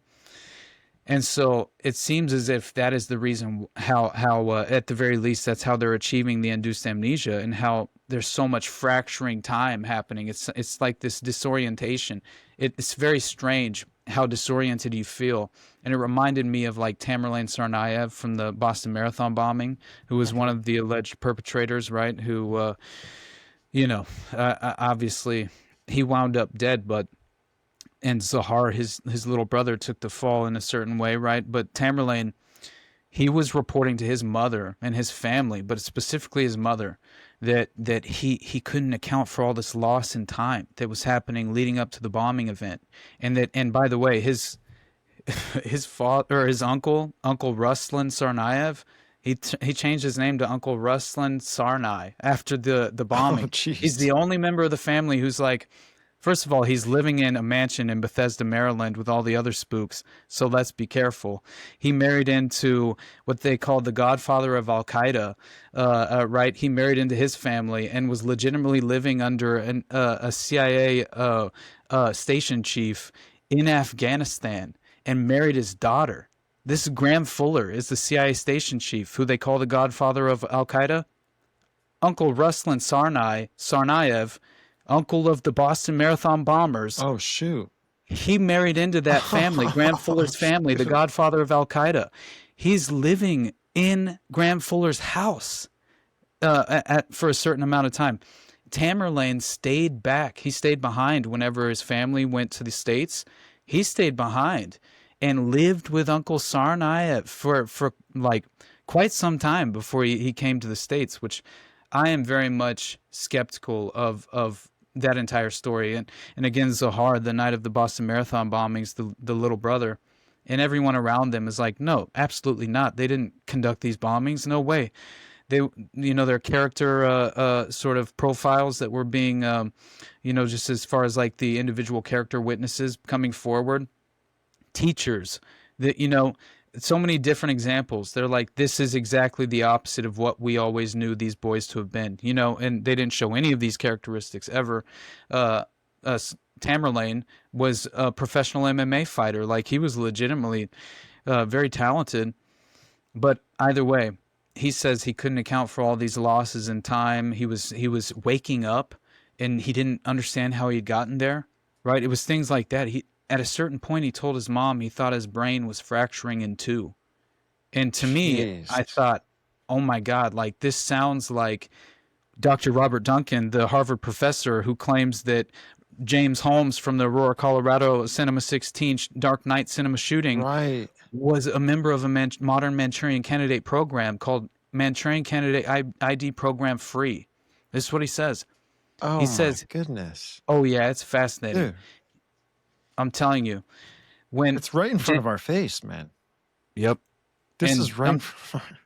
Go right ahead. in front of our face. And James Holmes, I'll never forget that episode, because it's definitely something that it made me question the psychology of a mass shooter at a level I was never I just never was sort of prepared for, you know, and that is, again, that happened once more with Omar Mateen.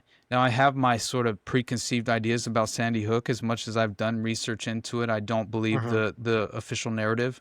But again, this is a taboo thing. I mean, they essentially, I think the sort of strange theatrical performance that was the Alex Jones trial surrounding the Sandy Hook issue was very much a sort of, we are now just at the very least, we're reinforcing this sort of, you know, ultimate taboo. This is the one you cannot discuss. And I think there's a reason for that, because if you really consider the idea and how many different examples there are with, you know, corroborative evidence attached that provide us with a window into how they can legitimately use crisis actors, you know, to stage false flag, you know, sort of terrorist attacks, various events that help lay the pretext, you know, for what usually becomes some sort of dystopian legislation, like, you know, prior to, I mean, the Oklahoma City bombing is a good example, but that went live and they legitimately took lives. But there are actual occasions, I think, where they employ crisis actors and use, you know, very advanced blood squib assemblies with you know, you have this sort of military grade moulage that's in place as well, and this is all like to provide you with this false sense of a legitimate crisis. You know, just again, they kind of run misdirection as well during the time, so that's why I think in the Boston Marathon bombing example, when the first blast happens at the finish line on Boylston Street, a couple minutes later, the second blast happens to draw attention away from the first blast.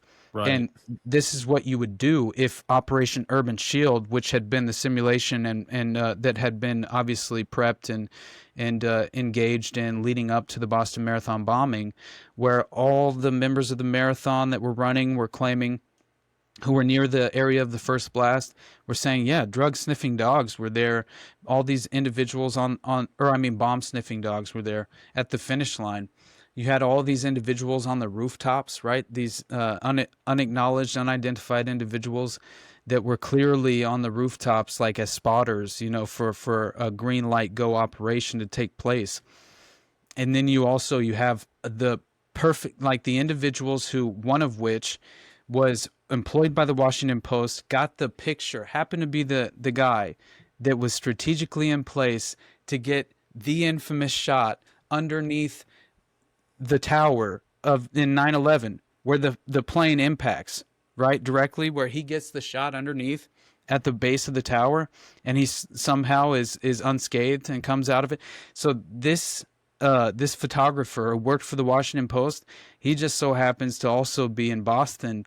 Right? This is the same guy? Same guy. This is the same guy? The same guy. And he gets a picture. Oh, my God. He gets a picture of Jeff Bauman, the alleged amputee, which has been at least people have claimed he was an amputee crisis actor who had actually had his leg blown off by an IED in Afghanistan, and that he was actually employed by So you had so much was a part of this operation because the Kraft International mercenary operatives who were a part of this sort of so Chris Kyle, the individual who what they obviously Bradley Cooper played in American Sniper, the Clint Eastwood film. Hmm. Now there's been a lot of skepticism surrounding his confirmed kills and that basically his war record was sort of manufactured in many ways for propagandistic purposes as well. And then he benefited off of it and was later exposed.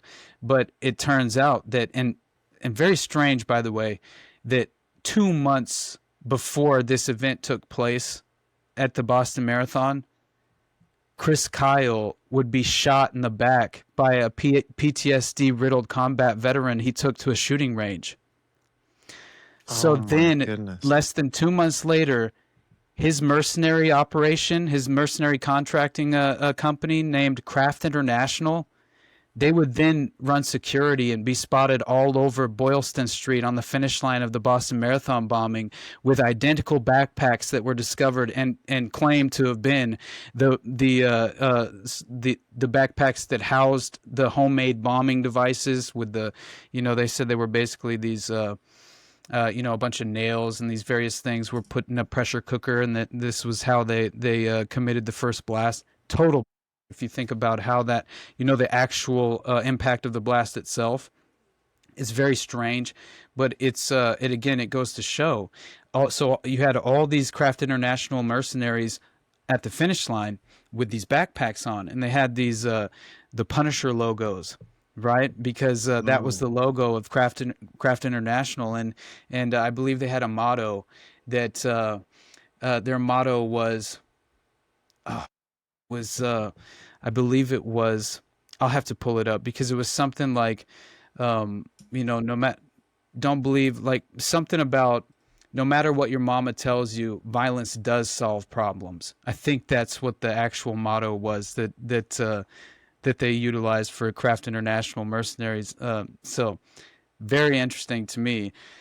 But they were spotted where their backpacks were originally on them, and then they're running from the scene, and their backpacks are no longer in sight. And again, it's like it goes to show that it very clearly could have been a matter of. But again, if you consider the idea that Tamerlane Tsarnaev could have been a sort of Manchurian, an asset that was, but again, him and his brother didn't live very far at all from the street where the Boston Marathon was being conducted.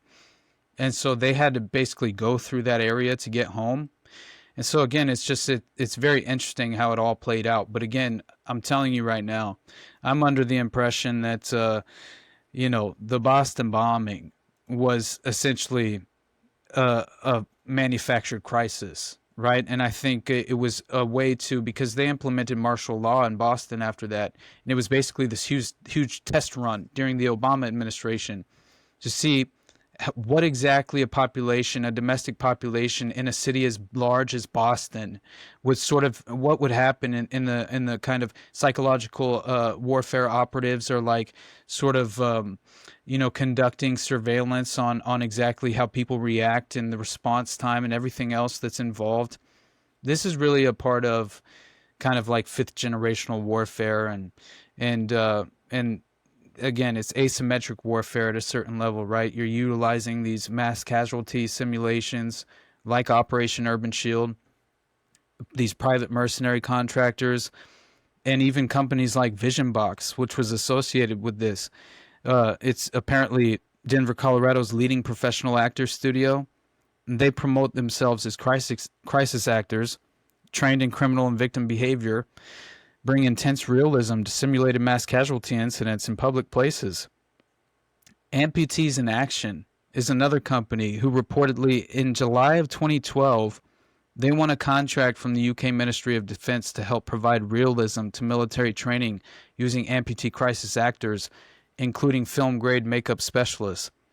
And I just think that there's far more of this that takes place than people would like to admit, in terms of the level of sophistication. I mean, just morning of 9/11, they're running a simulation where, there's legitimately a hijacked plane crashes into, a massive tower in New York, and it's just like ridiculous that this is even a part of the story, Right. right?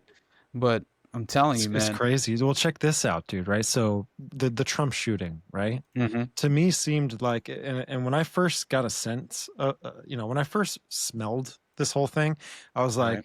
it don't smell right. I don't know how this guy gets across, the barrier line. This guy gets to, Ridiculous. throws a ladder, gets on top of whatever, the roof. He's got an AR that he's basically, he's wide out in the open too, right? And if I'm someone who's running security, or I'm someone that's running that whole program, I'm going to have snipers on eyes of where other possible locations of threats may oppose, a threat to my, the possible target, which would be Trump. But what I'm Right. saying is this: listen to this, right? Hmm. So Trump gets hit, and all of a sudden there's seems to be Secret Service or someone a part of the campaign runs across the low barrier part of the stage and starts telling news reporters and I saw that photographers video, to right? come in, come on. And then the flag of the United States of America is hooked up to, I don't know if it was a tower truck of the FD or if it was a crane, I can't remember. But anyways, it lowers down perfectly at the right view while these photographers are snapping shots of Trump getting up, right? Yep. And raising the right hand. Well, we know the ties that Trump has with Israel, right? He was given the crown of Jerusalem, right, which is kind of like it's messianic almost, right? Right. To those people. But picture this, right? In Exodus, it talks about this of that this is a ritual that takes place to the priests who uh, run the sacrificial process of of the anointing of sins, right, in the Right. Old Testament. And it says here, in it's Exodus 29:20, but blood is applied to their ears. This is the priests, right? Interesting. Blood is applied to the ear, the thumb, and the and their toes Oh my of one God. foot. So Trump lost a shoe. He got hit in the ear, and his hand touched his ear, and his thumb had blood on it. So it's like bam, bam, bam. Hmm. This could have been like I could see this easily as like a setup to show prophetic symbolism. Like, oh man, Trump has to be the guy. Yeah. If this Yeah. just all of a sudden happens, propaganda for Israel, right? In some Exactly. way, shape, or form. You know, It's the sleight of hand of the touching of the ear and going back down to the what's it called, the the damn podium or the podium. yeah. Yes, thank you, thank you. Yeah, I swear there was something so strange instantly that caught my eye. It was a major red flag. Knowing the sleight of hand that takes place, and actually, look, I'm not even under the impression that it was legitimately struck by a bullet. Honestly, that's my opinion. I believe that it was more than likely it was applied, right? As far as the reason why he pulls his hand down and then goes back up to his ear, and that's when the blood starts to flow.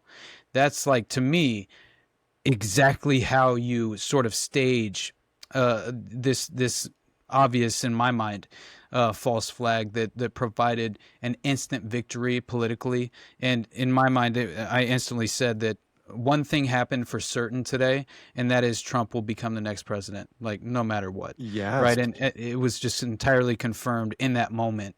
And he had this major support that was just, kind of blind support at that moment, and Right. and Because it was almost like it was still a thin line of who was, winning the race, right? yeah, for Because sure. I mean, at some point, what was her name running? Sorry, kind of Kamala. going Kamala, right? So it looked like, there was like this movement that she could get into office, right? But obviously, I still think both sides are still controlled. They're the same kind of Absolutely.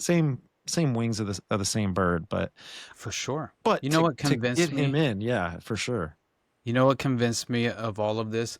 Because I forget the actual I'm going to have to like make a note of this at some point in the near future because it's been driving me insane. I remember there being these very extremely unique details in terms of this specific rally, this specific Trump rally, and how it was set up. It was like unprecedented in this political election cycle because basically it seemed as if it was far more staged, and everyone at if you remember, everyone at the rally itself, they were forced to sort of just wait because Trump was taking way longer than normal to actually get to the damn it, what's the name of it? Was the Butler? What isn't that what it's called? What was the name of the area in that first assassination attempt? And then of course, wasn't it Butler, Pennsylvania, right? Wasn't that the area? I think so. But either way, the second assassination attempt specifically felt to me as if it was a way to reinforce the sort of it was an attempt to reinforce the legitimate credibility of the first assassination attempt to essentially have it baked into the public consciousness, like, look, they're clearly attempting to commit a targeted assassination on Donald Trump, or they wouldn't have tried a second time. Oh my God. And even look at the background of Ryan Routh wasn't he was the first individual, right? Hold on. It's starting to all blend together. There are too many details to keep in my mind, but let me pull it up because one of them was an older guy. Ryan Routh, I think, was the second. Yeah. Okay, yes. He was the older guy who's like running around with like recruiting, attempting to recruit individuals to go fight in Ukraine, right? And then Thomas Crooks, right? That kid was in the BlackRock commercial. Which is just the most laughable thing at face value, that he's in a BlackRock commercial, and then people are supposed to accept at face value that this kid was able to perform, this obvious, in my mind, staged assassination attempt.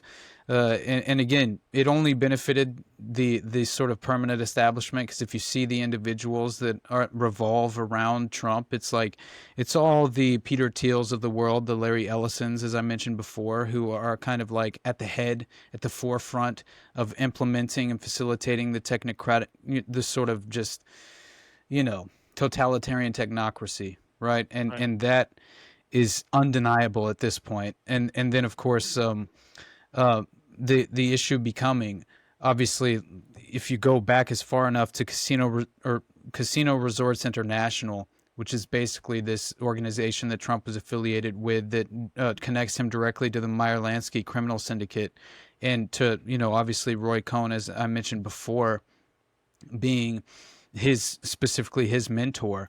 But this is very strange. Before I forget, the aspect of the Trump assassination attempt and the Boston Marathon bombing, and what kind of reminds me, and just as far as the similarities there, it's the hyperreality filmmaking. And so I believe that it could have very obviously just been a filmed rally that very easily could have had individuals staged at the rally, not saying each and every individual there that was in attendance was an asset, but I'm saying they would obviously need, genuine individuals to attend. But still, I believe that it very likely could have been filmed and then recorded, and then of course like released, at least where the framework is sort of lapsed, because this is how they kind of engage in hyperreality filmmaking, and this is something that is very well known, and was basically this individual. 3 years after the Boston Marathon bombing, he came forward with these allegations. I know it sounds insane and extraordinary at face value, but when you listen to, his explanation, it makes sense. His name was Nathaniel Folks, and he's a filmmaker, film producer, talent manager, and he had worked in the entertainment industry for since the mid 1990s, and even worked on Titanic, the production of Titanic, and so he claims that through his experience as a movie producer, he had become fully convinced that the Boston bombing wasn't real, but it was something called hyperreality filmmaking, and that he knows some of the people who were actually involved with the Boston Marathon bombing. and the filming. Yeah, yeah, it's fascinating to me. So he defined hyperreality filmmaking as a very common thing you do in the military, and can be well adjusted to a real scene in Iraq or in any other kind of theater of war or war zone. So in a hyperreality scene, people can see and feel and help what appears to be a real injured person. But the injured person is actually an amputee crisis actor with help from a makeup artist and specialist. So he then proceeds to claim that this is supposedly live television broadcasting that he knows wasn't live at all, but edited because in live footage, you don't cut from one scene to the next. He said the TV footage was also using older technology for grainy resolution instead of the HD res available at the time. Folks goes on to say, you can see the person who put on the makeup on these people, and refers to a woman in pink with a makeup bag who goes to each victim. He says she's not helping them, she's putting their makeup on. And by the way, you can watch an insane... Oh my goodness. You can watch a sequence of videos by Dave McGowan, the author of Program to Kill, and he legitimately points out, they freeze frame, and he points out, I forget which interviewer conducted the interview with Dave, but it's fascinating. Just look up the Boston Marathon bombing, Dave McGowan, and you'll find this sort of series of videos where he points out the individual crisis actors that he believes to have been, at the very least, playing out their role in terms of this false flag operation. And it's fascinating stuff because, again, it's like I had mentioned before, you had the FBI they were receiving, so they had asked the public for help, right, in identifying the perpetrators. And so you have all these dozens of photographs that roll into the feds, right? And the FBI they're receiving all of these tips from the public who are accusing these men at the finish line in these tan cargo pants and military boots with these black jackets and black hats with the Punisher logo that I mentioned earlier, right? And so the FBI is getting all these tips that these guys were the alleged perpetrators.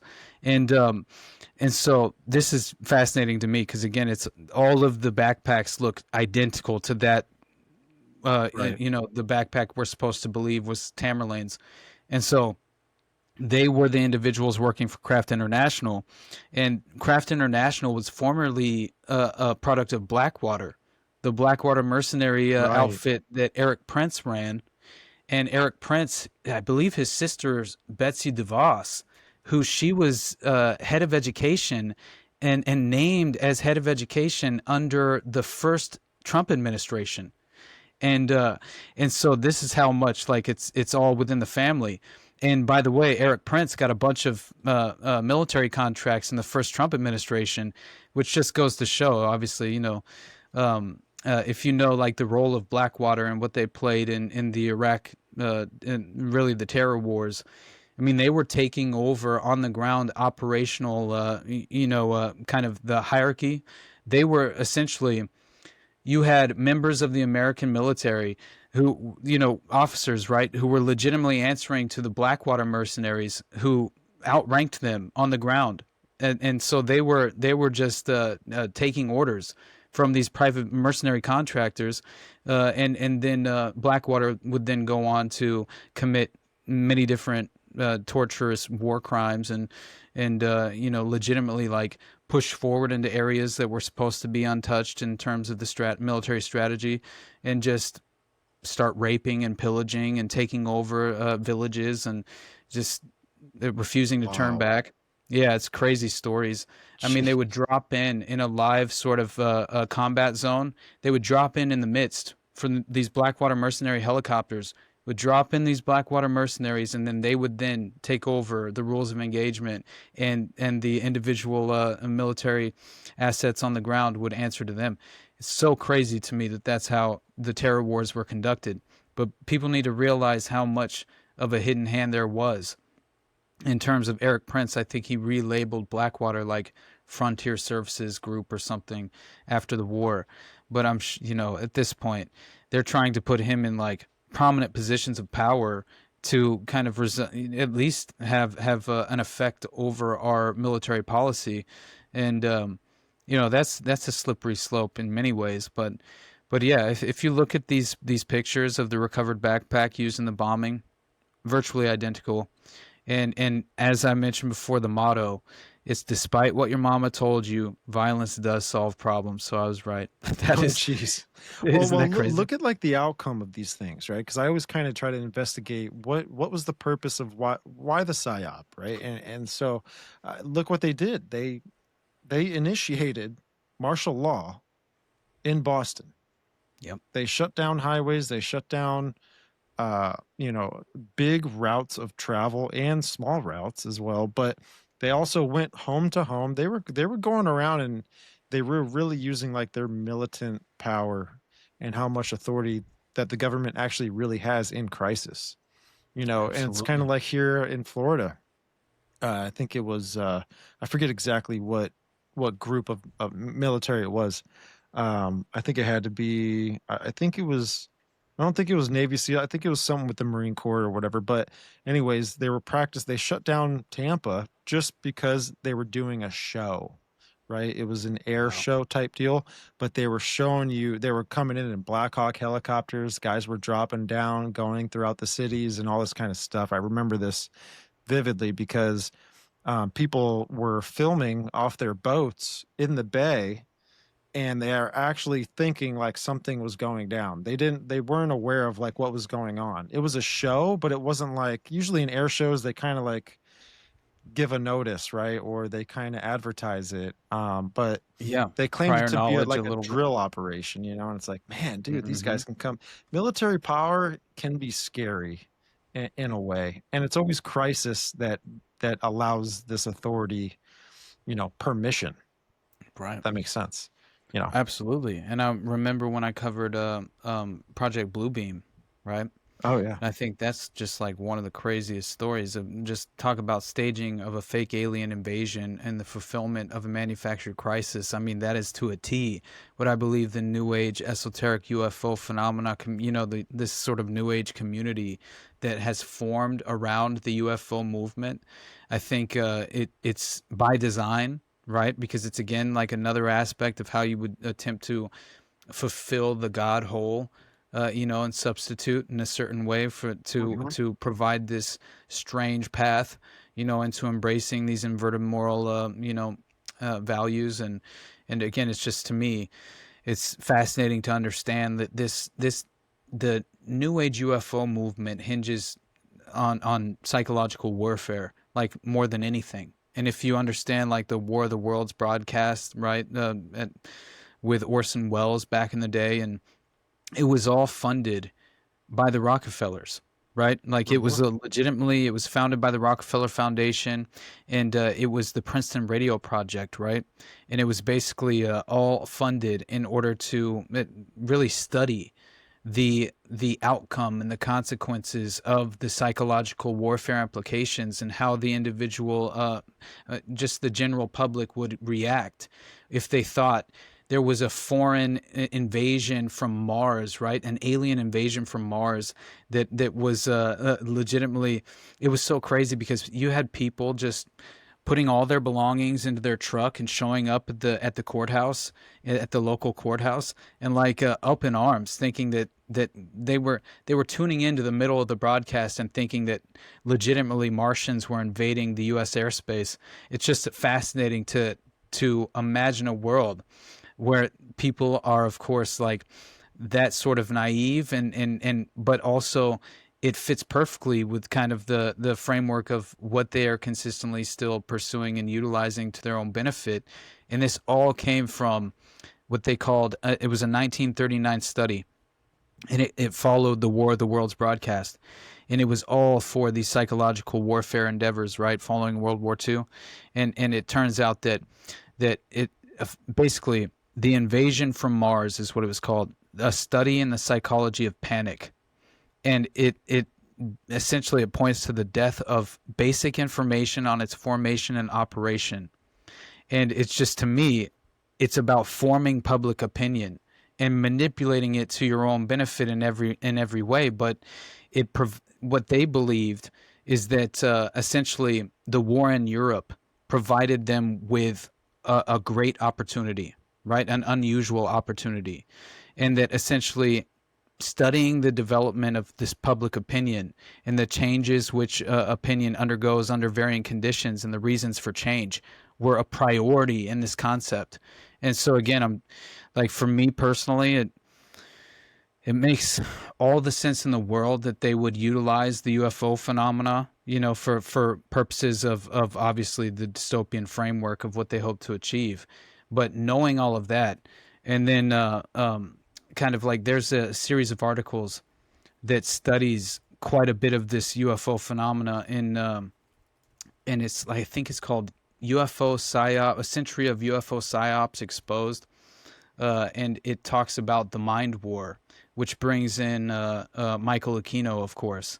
But what blew my mind about all of this is it's all about the collectivization of mankind, right? This goes back, like, you had Lord Mountbatten making statements about this as well, like various individuals all throughout, you know, essentially as far back as the late 1800s, they were making statements like this, which is fascinating to me. But they were utilizing this ridiculous notion. And by the way, you have chemical engineers that worked on the Manhattan Project that came out and made these statements about, I think it was like 1959. It was almost 1960. And they came out claiming that all of these basically, all these various radar sightings were being manipulated in order to provide this sort of false framework. And it was so interesting because this was an essay that was created by an individual named Dr. Leon Davidson. And he worked on the Manhattan Project. And he says in this essay titled CIA plus ECM equals UFOs, How to Cause a Radar Sighting. And if you consider how much of what, like, the individuals who go on Joe Rogan, like, you know, that are Navy pilots and things of that nature, and they talk about the absurd, extraordinarily unique footprints on their radar signatures, is what they're relying upon to kind of make this extraordinary claim of extraterrestrial life, or at the very least, this high-level machinery that is extraterrestrial in nature in terms of the way that it functions, and what is it, kind of anti-gravity or something is what Right. they like. Yeah, they like to talk about Sounds the real sort of, cool. yeah, You the know, sort of sounds like Bob out of this Lazar. world. Man. Exactly. The sort of Bob Lazar, you know, reverse engineering of the aircraft, right, of the extraterrestrial craft, and then figure out how they could essentially manipulate the fabric of space and time, right? Isn't that what they claim? Yep. It's, Yeah. yeah, it does sound very appealing, doesn't it? Right. But Right. Well, I haven't seen anyone debate. What's his name? Gosh, it's late for me. But what's his name? The guy you were talking about that talks about all this. Bob Bob Lazar? Lazar. Okay. Yeah, You know, yeah, no yeah. one's ever debated Bob Lazar. You know, I've researched it, I've looked it up, and has been no debate. You know, and I remember that if Element 115, Stephen. Element 115, right? You know, It's and on hilarious. top of what you're talking about, I think a big thing that's what's playing out psychologically is the Tulpa effect. Are you familiar with the Tulpa effect? I don't think So so. the Tulpa effect is a paranormal. It's kind of like paranormal in a way, but basically you create enough thought into something that you can actually see it per se, Interesting. or your perception will reveal it to you. Doesn't necessarily mean it's real. It just means that you've kind of meditated on this concept to where now it's real to you. For example, you Right. know, these CE5 rituals with Stephen Greer and what with now, you know, Chris and Oh Ryan my God. Bledsoe, you know, that they're going out and there's big groups of people and they're hitting these meditation states where they're actually looking up in the sky and they'll see things. But Right. who's not to say that that's orchestrated with, you know, the possible mind reading technology we have, or the fact that these people are in with the CIA or they're in with these government agencies. They get all these groups of people, thousands of people, you know, and it's getting closer to the population of like that could fill a stadium. right?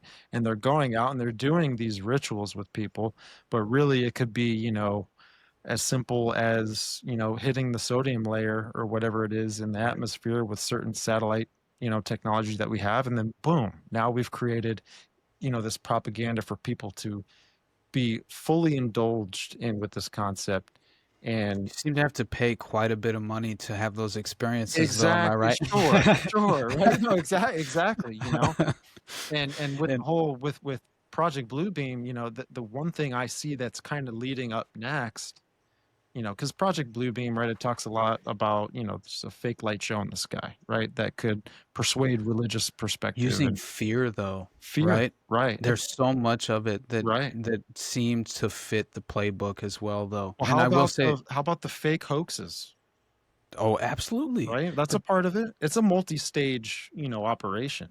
100%. What And the came out with what disclosure. propaganda came out not too long ago? There's things Oh underneath God. the pyramids. Yep. There's things in Antarctica, Operation High Jump. There's all Mm-hmm. this Oh stuff is gosh. being put I together, love that. right, for the The revealing of submerged. of something, right? The Right. excavation of something. Maybe an earthquake Exactly. happens, and oh my goodness, we found a spaceship. The Um, submerged objects as well, right? The submerged extraterrestrial sort of spacecrafts, or at least mm, you know, highly operational spacecrafts that are like at these unprecedented speeds of movement and reversing movement, and then they submerge underwater into this just the tic tac, right?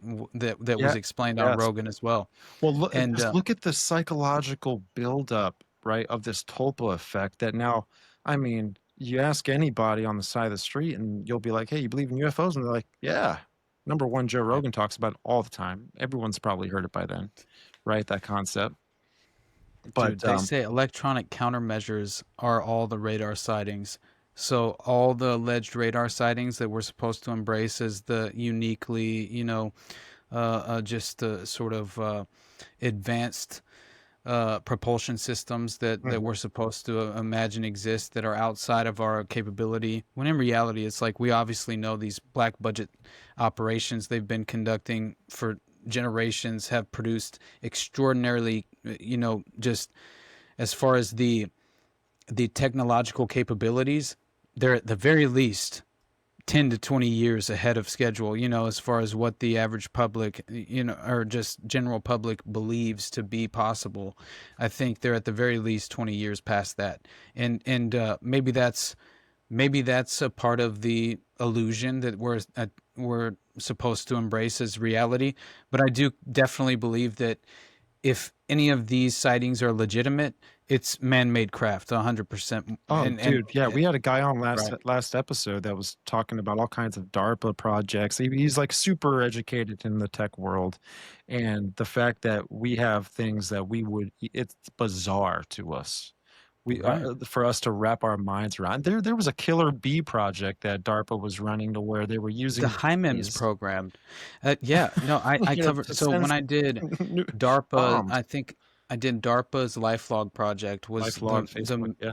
right. That was the main sort of lens that I approached it in. But still, I had to cover some of the more extraordinary programs that I just kind of like stumbled across throughout the process. And one of them was the DARPA HIMEMS program that was about like these hyper advanced mosquitoes, right? But don't let. I'll tell you the descriptive details just very briefly. But I don't want to forget the fact that these electric. Essentially, what was described as the ECMs, electronic countermeasures, right? This is all about manipulating enemy radar operators and things of that nature as far as the military application, but it's far more than that because they found a domestic application, right, and a domestic use for this sort of ability and how they could, kind of like create a psychological phenomena through an imaginated, as far as like an imaginary sort of radar sighting incidents, right, that they could just sort of create out of whole cloth. And kind of rely on people who had good intentions as well, who were just like, oh my God, I saw this crazy thing, and just accumulate those stories over time, and now you all of a sudden have a psychological phenomena, and that is essentially what individuals, especially this person that I had mentioned before, who was a leading chemical engineer in the Manhattan Project. His name's Dr. Leon Davidson. He penned this essay and published it in 1959. He says, quote, I contend, so he's saying CIA plus electronic countermeasure equals UFOs. That's what he says. That's the name of this essay. And he says, CIA plus ECM, electronic countermeasure, equals UFOs, how to cause a radar sighting. That's the name of this essay. And he says, quote, I contend that since 1951, the CIA has caused or sponsored saucer sightings for its own purposes. By shrewd psychological manipulation, a series of, quote, normal events has been served up so as to appear as quite convincing evidence of extraterrestrial UFOs. And then it gets worse, because you begin to find out that obviously this is a long-standing sort of agenda in place. And you had people as compromised as Lord Louis Mountbatten, right, who was apparently as early as 1947. He's making statements about, sometimes I think the people of this distracted planet will never really get together until they find someone on Mars to get mad against, right? Like, that's just another way to say the Reagan quote, right? Exactly. Imagine the extraterrestrial threat, the sort of essentially, we will all come together if there were an outside threat that were posed to the global public. And here's another thing, 1917. Okay, this is fascinating because it's a Fabian socialist that makes this claim. And so, again, understanding the Tavistock Institute and of course, the Frankfurt School and the social engineering aspect of so much of this ridiculous, what public school was just really based on the Prussian model. And it was all about, manufacturing compliance, and essentially the Prussian king discovered the fact that he couldn't just completely, force the pleb, the peasant class, into battle and expect them to be a viable soldier, right? Because he would then place this sort of peasant farmer on the front line, and they would just run away in fear and not actually stand up for the collective, at least in the mind of the Prussian king. And so it's a part of like creating a compliant and submissive boy soldier in a way to where they would no longer, they would be willing to sacrifice themselves, right? For essentially the collectivist nature of the state. And that is what the Prussian model was intended to do. It was based on the assembly line, right?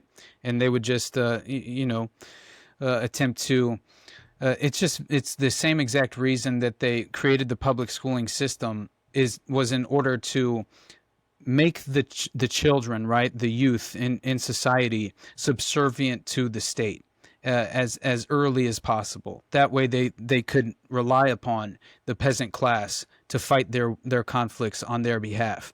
And that's been sort of the formula and recipe from day one. And what do we see in 1917?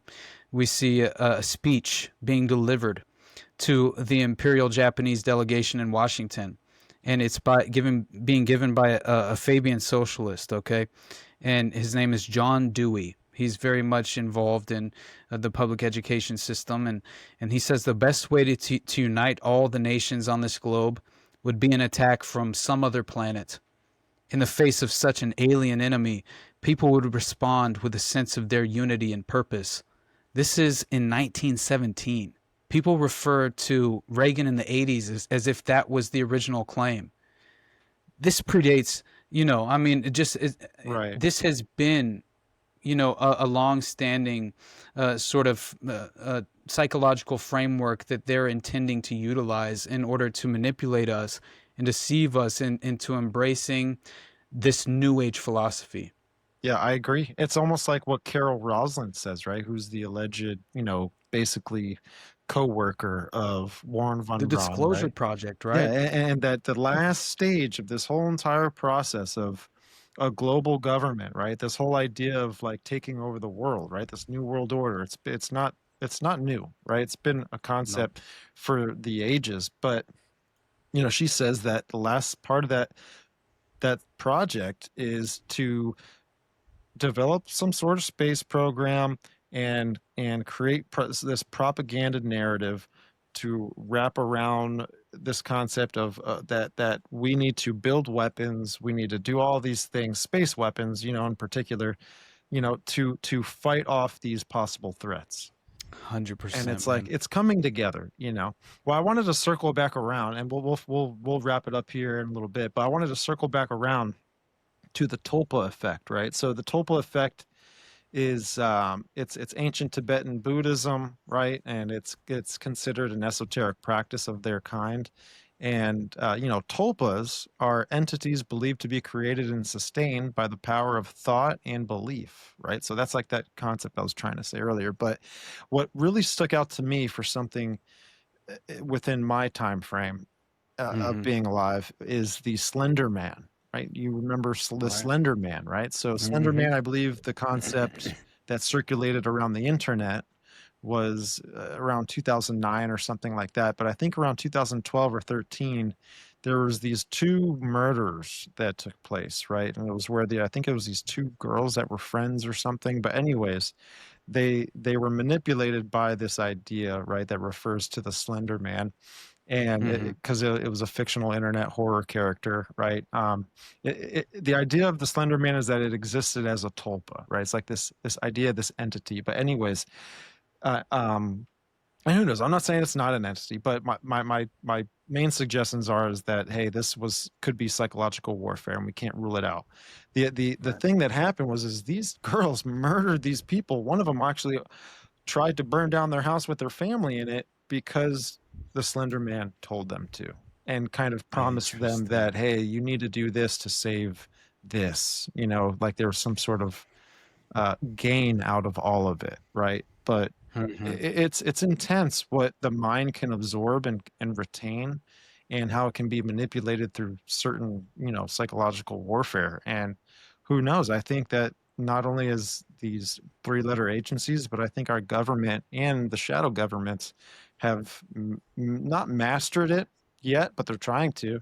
But they've definitely got a pretty good grip on it to manipulate public opinion, public thought. Absolutely. And I think we're seeing that big time with the UFO stuff. I can't rule out that this is our technology, You've got this, possible psyop that, we're reverse engineering it all. And it's like, man, dude, people aren't understanding. They like that, right? They get so attached to the concept of this alien stuff because of the movies, of Hollywood, of all this stuff. Right. They don't understand the effect it really has taken a toll on your life. And it's so funny too how these movies, they come off as fiction, but then it's like fiction is becoming nonfiction in reality, at least with the narrative that they're pushing with all this stuff. 100%. Aliens is fascinating, man. It's funny too, when we were at Bro Grove, this concept came up. What are aliens? It's like, oh man, thanks, Jacob. Golly. I think I brought up the Princeton Radio Project there as well, like on stage. I think I brought it up just because I always take it back to the War of the Worlds concept, and this sort of always being kind of in the vein of psychological warfare, and just from its infancy, from day one, from its introduction to the public, and this is crazy as well because it was Alan Dulles, right, during the 1950s, and he allegedly became actively involved with the CIA work on UFO saucers, flying saucers. And he apparently saw the psychological impact that they had on the public. And so he started a plan to build them up as a psychological warfare weapon. So there's a book that was written. Now, so there's basically this open letter in 1962 to these researchers, right, specifically in the UFO community. And it essentially it addresses the psychological warfare implications with how the intelligence apparatus is utilizing it and leveraging it against the American public. And essentially, it's very interesting because basically this plan was developed, and there were steps that the CIA took, which Project Blue Book would clearly be implemented in the early 50s. And so you had this interesting process that was then obviously pursued, and I think that so much of this ridiculous evidence that was put forward as far as UFO flying saucers that were sighted at the time, the sightings were like originally they were of these balloons, right? That were obviously just complete hoax as far as the sightings that were originally what did they call them, the um, I forget the actual name. The flying disc craze of 1947, I believe, is what it was. But it's a very interesting psychological phenomenon. Flying saucer, something like that. Yeah, but it was all about these flying discs, right? Okay. And it was the origin of the flying saucer, and it's so funny. so real quick, the guy who supposedly is known for that whole concept, he didn't even mention that it was a saucer. If anything, he described it as a boomerang. It looked like a boomerang That's exactly. style craft, right? Right. I even think the Nazis had some tech on that too, which is kind of funny. But 100%. And you consider Warner von Braun, right? And who was it that was Dr. Carol Rosin allegedly got a deathbed confession from him, but at the same time, what did his tombstone say? It's the Bible verse. Oh, right. Yeah, right. I'll try and find it for you. The firmament showeth his handiwork, I believe. Yes. Yes, which is a very revealing and telling. Yeah, because you can now. Some people will say that that's a hard barrier dome that rests over us, but some can also allude to the fact that that's a part of the sky, right? And so maybe he's alluding to the fact as well that, hey, we're God and we're showing our little handiwork in the sky, like like they're doing That's it, true. right? Yeah. So who knows? But it's interesting to say the least. It's definitely, it's possible, but I know that it's very interesting because of how much Alan Dulles played a key role in the flying saucer craze and how it kind of like rise to the public's just attention. Excuse me. But yeah, he basically he developed a strategy of using these flying saucer events as a tool in the Cold War. That was apparently what he wanted to first of all, that was how he hoped to kind of like strategically utilize this psychological warfare tool, and to his own benefit in terms of the military application. But then he felt like he wanted Russia to waste extra effort on defenses against objects having this extreme capability, which was implied by the public sightings of the flying saucers, right? And so he adopted a new concept, and he claims that Carl Jung is to be credited with this sort of concept that he then embraced, and basically it had to do with a myth that benign aliens have visited Earth for millennia. So he started going back to this sort of like, I'm going to lean in to the ancient aliens just belief system that is in outside of the biblical connotation of like the Nephilim or something of that to that effect, but still it's very interesting, to actually witness the fact that Alan Dulles himself is utilizing a method that he sort of embraced after Carl Jung's sort of teachings, and yeah, he used these illusions, these sort of tricks, right, of the magician, and he would attempt to blend in the sightings, landings, and contacts with the legitimate military test sightings, and so this is how public perception grew, from utilizing the concept in comic books and TV shows and the pop culture references, to space travel being this legitimate possibility, which is then how of course the space race was then sort of like they paved the way to that being this kind of like, in my mind, the space race was obviously just this sort of like interesting way to encourage the public to legitimately not ask questions in terms of their taxpayer dollars being leveraged and utilized to the benefit of the permanent establishment. And the final point that he had to make is that Dulles found the saucer believers, individuals who believed in flying saucers, and their organizations and clubs, an ideal propaganda vehicle. There you go. That's that. Well, look at I'll I'll top it off with this. Look at what the space race is today.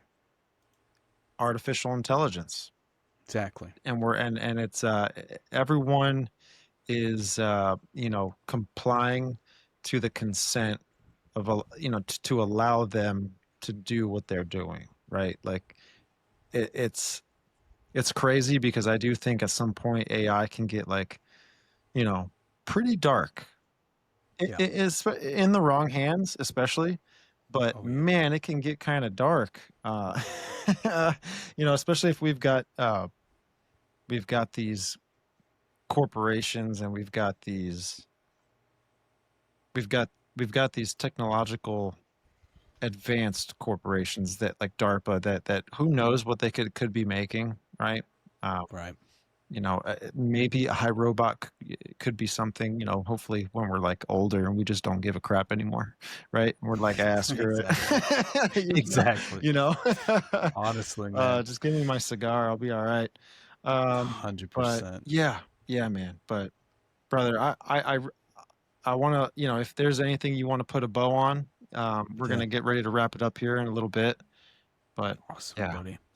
Sounds good. I really just, again, there's so much that I wanted to discuss with you, but I don't know. We kind of went a bunch of different directions, and I didn't seem to at the very least, there were certain aspects of what I was hoping to, like, for example, I should put a bow on the blink twice aspect of everything, because I do think the induced amnesia, it's very important for people to realize how much this technique has been used in the context of monarch mind control and these networks of child abuse that seem to be state sponsored.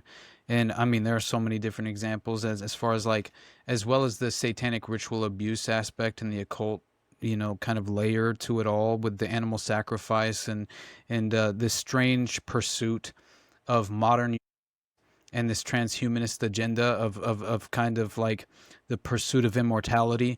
Like if you look at Epstein, the stable of women he's attempting to impregnate, they're harvesting their eggs. It's very similar to that of Peter Nygaard, right? The Canada's Epstein, he's attempting to harvest eggs as well. And there's video footage of him sitting around a table with a person that a business sort of like just, he's definitely in business with this individual. He's personal friends with him as well, and they have a bunch of like black models around them at at this sort of like round table.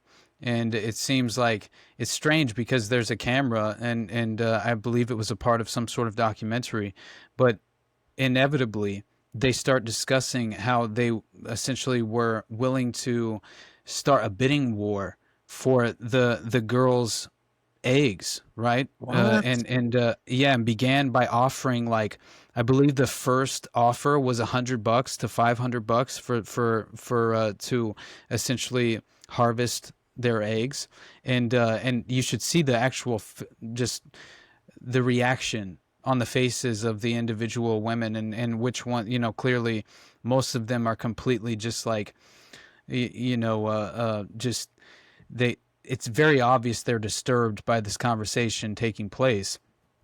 And but at the same time, when Peter Nygaard begins to have this conversation, it's very interesting. Do I have the ability to share anything with you? Absolutely, yeah. Okay, hold on. Let me find this. If it boots you for any crazy reason, just come right back in. Mm-hmm. You're good. Okay, sometimes it's done that, but I think you're good. Sweet. Let me see. This I should be able to share. But it goes to, like, it honestly goes to show how much, here you go. Okay. So this is fascinating, and it's not very long at all. But if you just kind of watch this as an example, the audio is a little bit difficult, but I think it's because this is clearly a sort of recording of something that was on television, so it's a sort of a third party recording, but at the same time, it's not bad enough to I think the audio is good enough for us to at least heed the point here, which plays perfectly into the Epstein network. And then also Epstein's niece, Anya Wick, and what she claims to have happened to her. Another Epstein victim, Juliette Bryant, she claims that, she woke up on an operating table at Zorro Ranch and that she had her eggs missing and were harvested, and she had been branded with a blue butterfly. Yes, very strange. Sounds like some Nephilim stuff, boy. I'm just kidding. Exactly, buddy. Exactly. It's crazy, honestly. And you consider how many of these cases connect. Like, again, it's something like, just personally, I mean, if you're considering, like, not only do we have the Finders, the Son of Sam, the Atlanta child murders, Charles Manson, the Franklin scandal. I mean, you have the Presidio in West Point and McMartin that I mentioned earlier, Marc Dutroux, which even connects to the local chapter of the Satanic Order of Abrasax, or what many people understand as the Order of Abraxas, right? Which is the chicken snake god. Which this is a legitimate entity, right? And it's fascinating to me that it comes up. I at face value, I laughed it off. I used to think it was a ridiculous notion. I would hear Sam Tripoli mention Abraxas, the chicken snake god, on tinfoil hat, and I would just, I would laugh and laugh like there was no real credibility. And then I'm like, holy shit. I couldn't believe that it came up in the context of a criminal investigation that tied back to Marc Dutroux. And the local chapter of the Satanic Order of Abrasax is what they call themselves. And the high priestess of the order, Dominique, I forget her name at this point, but it's fascinating stuff. And what did they discover when they raided this local satanic cult group tied to the Dutroux investigation? Were jars of blood, human skulls. Yeah, we'll get into that for just a brief moment, then we'll get the hell out of here. I'm sorry. Oh, you're good, brother. You're good. Yeah, we'll watch this real quick, though. Hold on, let me make sure. Yeah, there we go. This is so crazy.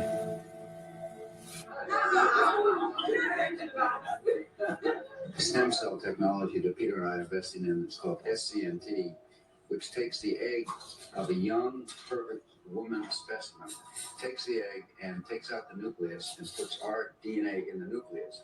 They just go ahead and take it out. Pink Floyd?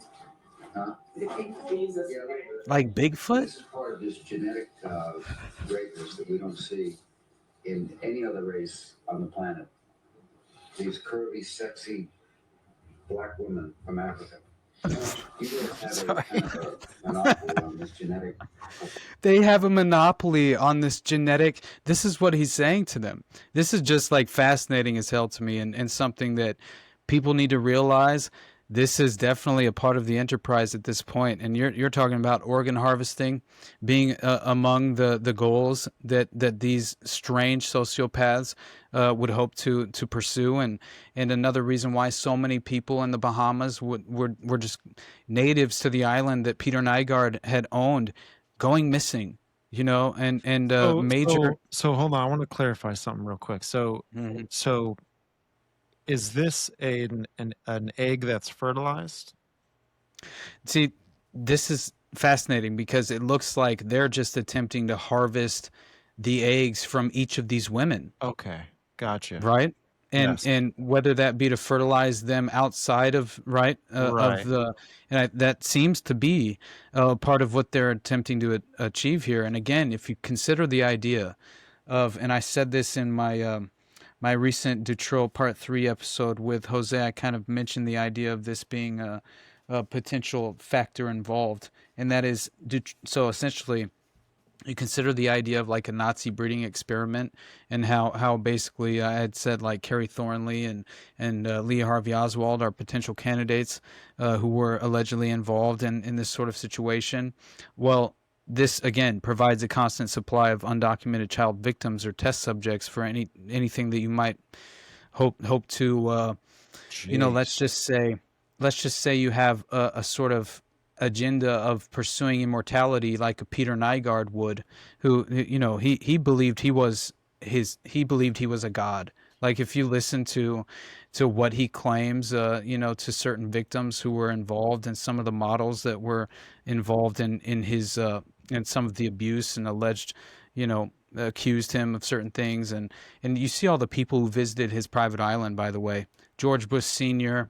It's all the usual suspects, right? And Bill Clinton's hanging out there, and he's very interested in this strange stem cell research as well, which is apparently he's funding this.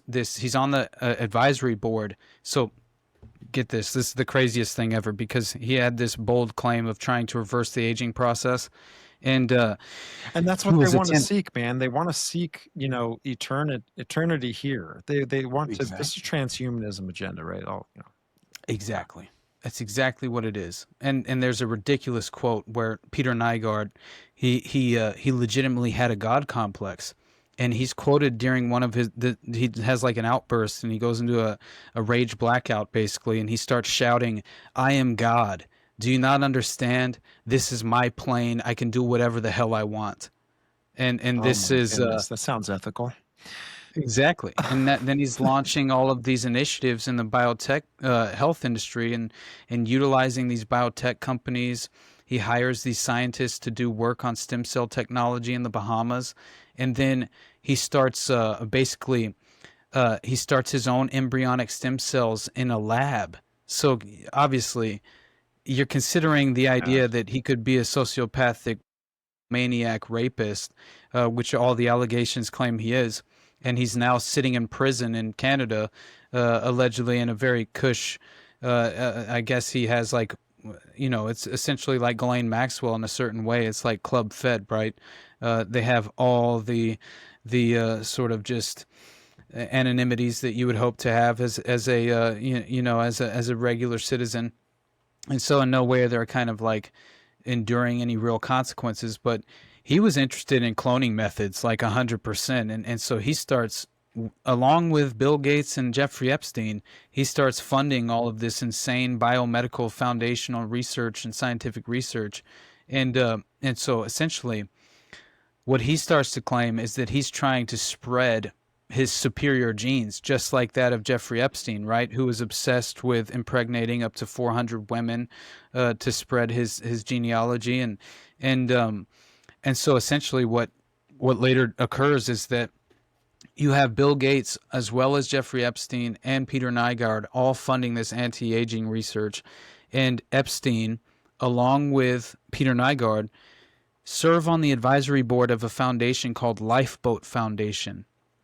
And so the Lifeboat Foundation, they started scrubbing everything on their website after the criminal cases went public of Peter Nygard and Jeffrey Epstein. Damage control.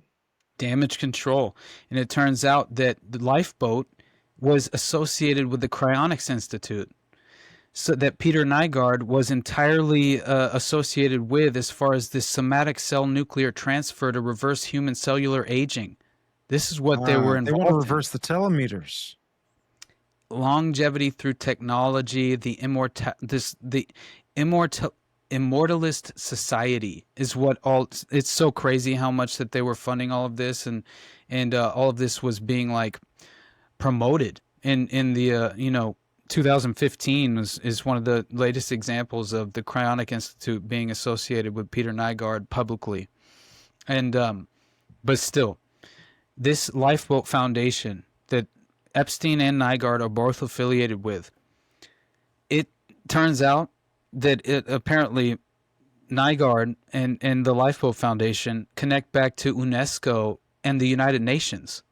Mm-hmm. So this draws in directly, sort of like the playbook utilized for these strange usual suspects like a Michael Aquino or a Peter Nygard or a Jeffrey Epstein, who are all associated with military intelligence and seem to have a hidden hand footprint where they coexist with these organized crime syndicates that are clearly helping facilitate this sort of clandestine agenda at play here, along with, providing plausible deniability to the intelligence apparatus, which is always a part of it.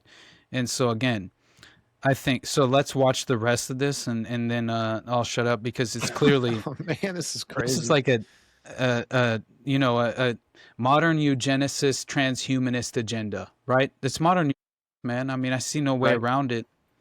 And these are elitists who are obviously, yeah, they're very scared of the potential. I would think spiritual consequences of the next life, right? And I agree think with that, you. I agree with you. And I think they're promised certain things here that Mhm. they know. I don't know. It's always like, what's the contract say when you make the deal with the devil? You know what I'm Right. saying? What Exactly. if it's 20 pages thick? You know, there's got to be some stuff in there. So, and I think that's why they like to push towards this stuff. 100%. It goes back to 8 millimeter as well too. Just the overexposing yourself to the devilish details. The devil's in the details, as they say. That's a reality in terms of these networks of abuse. Now, I'm not trying to, you know, I'm not trying to push people to not pursue this research, because I think, yeah, ignorance is bliss to a certain extent, but then you also run a risk of vulnerability to not understanding the legitimate threats being posed, right? Right. And I think that we have to be able to identify the honest threat we face here. And again, if we're intended to, the very least, protect ourselves against the potential outcome, right? I think it's important to be aware, but still, it very much is like a matter of the details start to expose you to a world that you never would have been able to even conceptualize, right? You have to kind of, yeah, it's definitely it's a strange process, but this is a perfect window into the strange, sinister goals that they are all pursuing in this elite strata of society. And I think that the top currency in DC for generations has been sexual blackmail and human compromise. And so there's no difference when you find out that heads of industry, major prominent individuals who have just consequential influence at a diabolical level, Right. they clearly seem to possess this strange ethical, upside down, inverted moral foundation. And again, I think that is the reason we find ourselves here in this certain, at least in this predicament we find, current environment. So this right here takes a turn into a dark place as soon as Peter Absolutely. Nygard begins to speak, and you just begin to realize that sociopaths can't really help themselves. They don't believe that they're engaging in something that is immoral or unethical in a real way. It doesn't even resonate with them. It's not even on the table as a concern. Right. And to see the faces, the reaction on the faces of these women, at least a couple of them, it's too just self-evident, right? You can read just the emotional reaction. And we want some of that. Yeah, and remember, that was in reference to... And we want black women from Africa. Negroes have a kind of a monopoly on this genetic perfection. And we want some of that. Oh, pause it real quick. Dude, you know the movie Get Out? Yes. Why did they go after black people? Because it was their genetic. It was their genetics. Oh my goodness. Okay. Isn't that Oh, dude, fascinating? this is crazy. I know. And again, if you consider the concept of blink twice, it's like the main character was a black female, and she was the one who had been,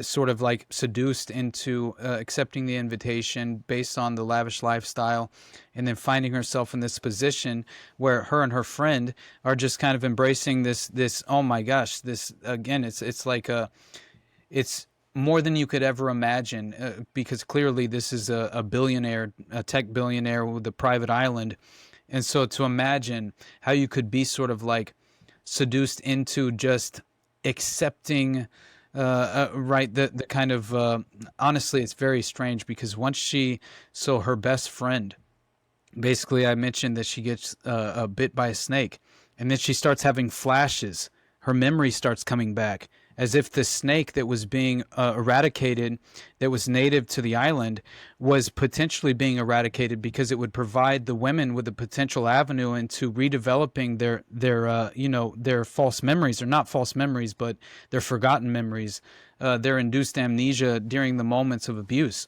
And so essentially, when the friend of the main character gets bit by a snake by the pool, she starts having flashbacks of her abuse.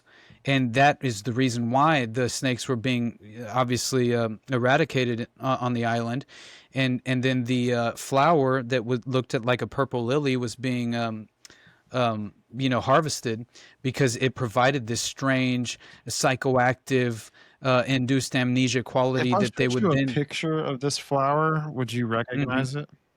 Yeah, Okay, definitely. so I'll find it right now, but you can run Yeah, it. it's so basically what was then utilized is that they would process this flower into a perfume, and then that is what the women would apply every morning upon waking up. They would apply this perfume that Channing Tatum's character, the tech billionaire, would give them or have waiting in their room for them, and What so color is the this would help. flower? The flower was like a dark purple, with it was like a dark purple lily in a way. Is almost exactly that, except it was more purple. It was a more royal purple. Okay, But yeah, so similar. like And this maybe? yes, definitely. That's a tulpa flower. Get out of here. Yeah, it's a tulpa flower. Wow, you have to watch the movie as soon as possible, and have your remote Funny. in hand for the unfortunate abuse that takes place. They don't linger and dwell too much, as some unfortunately do, but still, it's enough to have an impact. Yeah. And I will say that it's always a negative impact usually, but still, it's very interesting because once again, it's like, man, the idea of how this affected them. And once the friend discovered the fact, right, she wakes up, she kind of like remembers the abuse in a certain way, and she begins to become she's starting to cause problems. And essentially what happens is that one night she just disappears. And so the main character, who was her best friend, is kind of, first she's asking questions, and then she asks one of the girls in the group, and they don't even remember her friend existing at all. Oh, jeez. And when that moment happens, you as an audience member wake up and you're shocked, like, holy they just completely just removed this woman from ever even being on the island in the first place. And then to have actually like been through the vision of the main character, obviously experiencing this, who was her best friend allegedly, or one of her closest friends on the island at the least, that she came with. And once she's kind of posed with that strange reaction by the other individuals who are there and participating in the lavish lifestyle, you begin to wake up, and you begin to ask more and more questions about, why am I waking up with mud under my fingernails Right. that I cannot explain? And then all of that, obviously, you can imagine as it begins to fill in the holes of the memories lost and the abuse endured. And all of a sudden, it was like a Tarantino style turn in the plot, and there's a shift in the plot, and you get a sort of like just at the very least, there's a a moment of acknowledgement and the consequential nature of the outcome of that, and it's very interesting to watch. But I will say it's important in terms of, again, introducing this concept to the general public in the pop culture framework, because again, this will reach people who will never take the time to research these various criminal cases and scandals that we've discussed over the course of this episode. And that in itself is extraordinarily valuable. And as much as I don't appreciate the conclusion of the film or how the plot developed, I think so much of the abuse itself and how it could have been strategically, sort of like, again, he has a psychiatrist. The tech billionaire brings a psychiatrist there to witness the abuse taking place while they're under this amnesia-inducing drug, to where the psychiatrist is being convinced by the billionaire tech mogul that this is a path forward, and the women are actually, it's okay that they're enduring this extraordinary abuse. They don't have any memory of it whatsoever, so therefore there's no ethical implications of a consequential nature of it, and so you have no real concern of the sort of karmic consequence of it, right? And that alone was very interesting to me. So anyway, I'll play the rest of this. So, girls, for $100, we will pay you for your egg. $100. Look at that. So how much do you want for it? Let's bid. I bid $500. You know, whatever I bid, he's going to outbid me. That's Peter Nygaard. Yeah. He says, I bought about $60,000 worth of eggs. That's what he says. Oh my Listen goodness. one more time. Whatever I bid, he's going to outbid me. $60,000 worth of eggs. Yeah. If you have abortion, that's very valuable. Do you hear that? Umbilical cord. When you have an abortion, that's very valuable. Wow. The umbilical cord. Placenta, you your period blood is so rich with stem cells. When you regard it as waste, Look at that girl. It actually should be. It's Oh, yeah, she's freaked out. Recycled, and it should go to waste. It shouldn't go to It's life for waste. somebody else. And it's life for mankind. Where the best eggs are 60 to 18 years old. Those are the best eggs. As you get older, your eggs get weaker. Dude. Yeah, that's what I was thinking. So you may not be our top candidate. No, that's fine. I'm done with my business anyway. Cloning yourself with the idea of making yourself immortal, I think, is science fiction, and I think it's unethical. They've already tested this practice in mice, and mouse was fat, and mouse got six-pack, and it was jumping all the women. Young, right? First it's just everybody's safe, and after that, they're young. That's so crazy, right? Dude. I know. Dude. I know. I'm telling you. Disturbed. And that combined with, so one last point, and then we can go ahead and get out of here. But that is, so you have the sort of induced amnesia aspect of what the blink twice concept in the plot line kind of like developed and proved out to be, which again, how it works, obviously they had like this interesting what they claimed was this was essentially Desideria, which I don't know exactly how to pronounce it, but that's the name of the perfume that they were utilizing to gradually erase the memory of those who were wearing it. And of course, they're unaware of the effects as they apply the perfume daily. And so this is where that's what provided them with the significant gaps in their memory. But either way, this is all unique to this island's flower.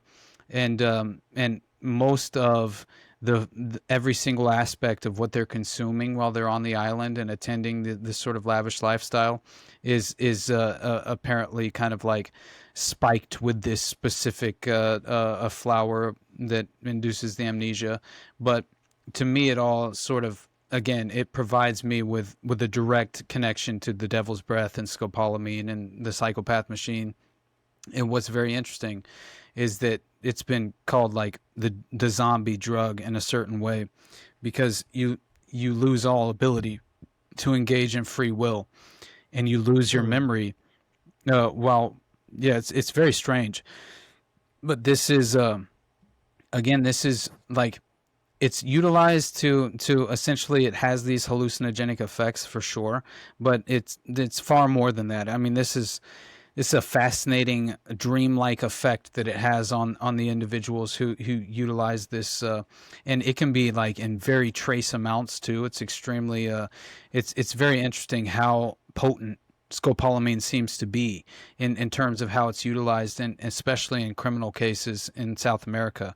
But so basically, it's essentially, it's for the most part Colombia, is where you kind of find like the vast majority of cases, but you'll still find it in the UK as well. But yeah, again, it's something that, to me, beyond erasing your memory, it allegedly disrupts the cholinergic system, which is central to memory formation and retrieval. So as a result, it causes temporary but severe memory loss, and this is why it's been weaponized in crimes consistently. And so basically, many different studies claim that it increases oxidative stress in the brain, compounding its effects on cognition, which, again, it's very interesting how it actually affects the individual whenever it's used in certain different forms. Powder form, you can place it in the drink, in a just spike a drink as well, right. Clearly. But so scopolamine, devil's breath, it clearly has been utilized for recreational and occult purposes as well. But it has the effects, right, being studied as a truth serum in interrogations in the early 20th century. So that's sort of the history of scopolamine. But the investigations were halted due to extreme side effects, and ingestion of scopolamine can render a victim unconscious for 24 hours or more. And in large doses, it can cause respiratory failure, death. The most common seems to be in Colombia, as I mentioned, where unofficial estimates put the number of annual scopolamine incidents at approximately 50,000. And there was even the Overseas Security Advisory Council. They issued a public advisory, right, that was published in the U.S. in 2012, stating that a lot of the most common and particularly dangerous methods that criminals were using in order to rob their victims is through the use of scopolamine, and that it most often was administered in liquid or powder forms in foods and beverages, and the majority of the incidents occurred in like nightclubs or bars, and it was basically these sort of honey traps, right? They would utilize attractive women to lure these wealthy men into place, and essentially then dose them with scopolamine, and then take them. So basically, the claim is obviously like the victims of scopolamine should. Apparently, it was like between 13% of emergency room admissions throughout 98 to 2004 in South America and Colombia was for poisoning with criminal intentions utilizing scopolamine, and this as far as 13% of scopolamine use. And there was a clinic of Bogota, right, which had been apparently scopolamine had been attributed to 13% of the emergency room admissions, and it was all for criminal intentions. And so then you had apparently the most common use of scopolamine being that the person would be poisoned by a thief who would give the victim scopolamine-laced beverages in the hope that the victim would become unconscious or unable to effectively resist the robbery. And then he would just take them up to an ATM, and they would essentially be entirely devoid of free will and just hand over, every last cent in their bank account. Wow. Which, again, it's just... when you find out the actual use and application of scopolamine at a clinical level, and then also for the mind control aspect during the psychopath machine, it was all about dissociation. And so they would have test subjects that weren't showing, they didn't have any real characteristics or social traits of a sociopath, but that was why they were sort of targeted and prioritized, because they would essentially they would handcuff you to a sociopath naked in a room that was extremely small. They would call the I believe it's very interesting. It was something, the capsule, I can't remember what the true name that they would that they would utilize for it. But it was very interesting because it was all about not only solitary confinement, but then they would actually tie you together with an actual legitimate sociopath that had committed child murder in the past, and the child, let's say Peter Woodcock is a good example of that at Oak Ridge. And they would just attach him to some young, naive kid with very little criminal record whatsoever that had extenuating circumstances that led to his incarceration and his criminal charge, just to see what would happen. The social therapy unit, that's what it was called. But they also had this strange capsule that they were utilizing called the Total Encounter Capsule. And it was honestly, it was some of the most just sinister abuse you could imagine, and it was all being state funded in Canada at the time under Dr. Barker and the Montreal experiments. But at some point we'll have to discuss a little bit more of the details of that. But I'm telling you, man, once you discover sort of what was the name of that case?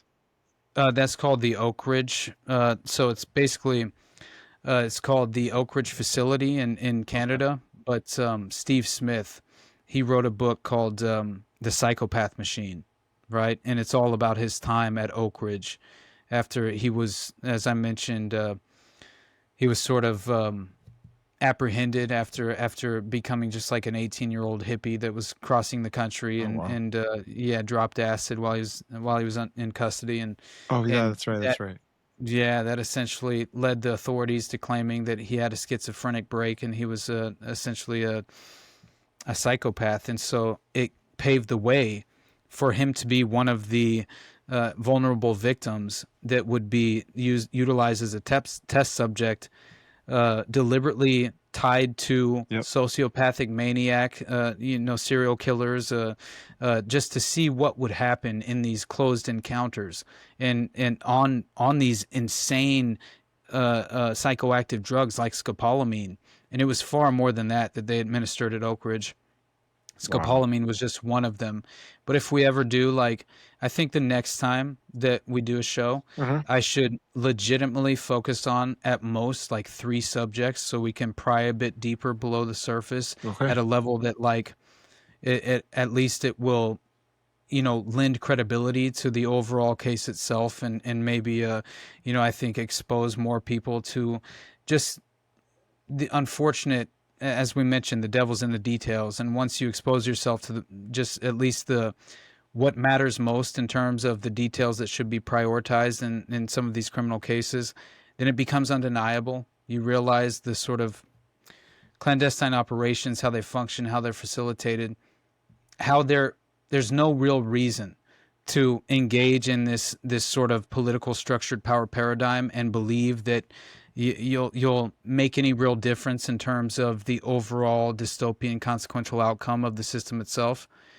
These cases specifically prove that out to be the case. And that is when you have to kind of come to terms and reflect on your own ideology and what you believe to be, the structure of modern society.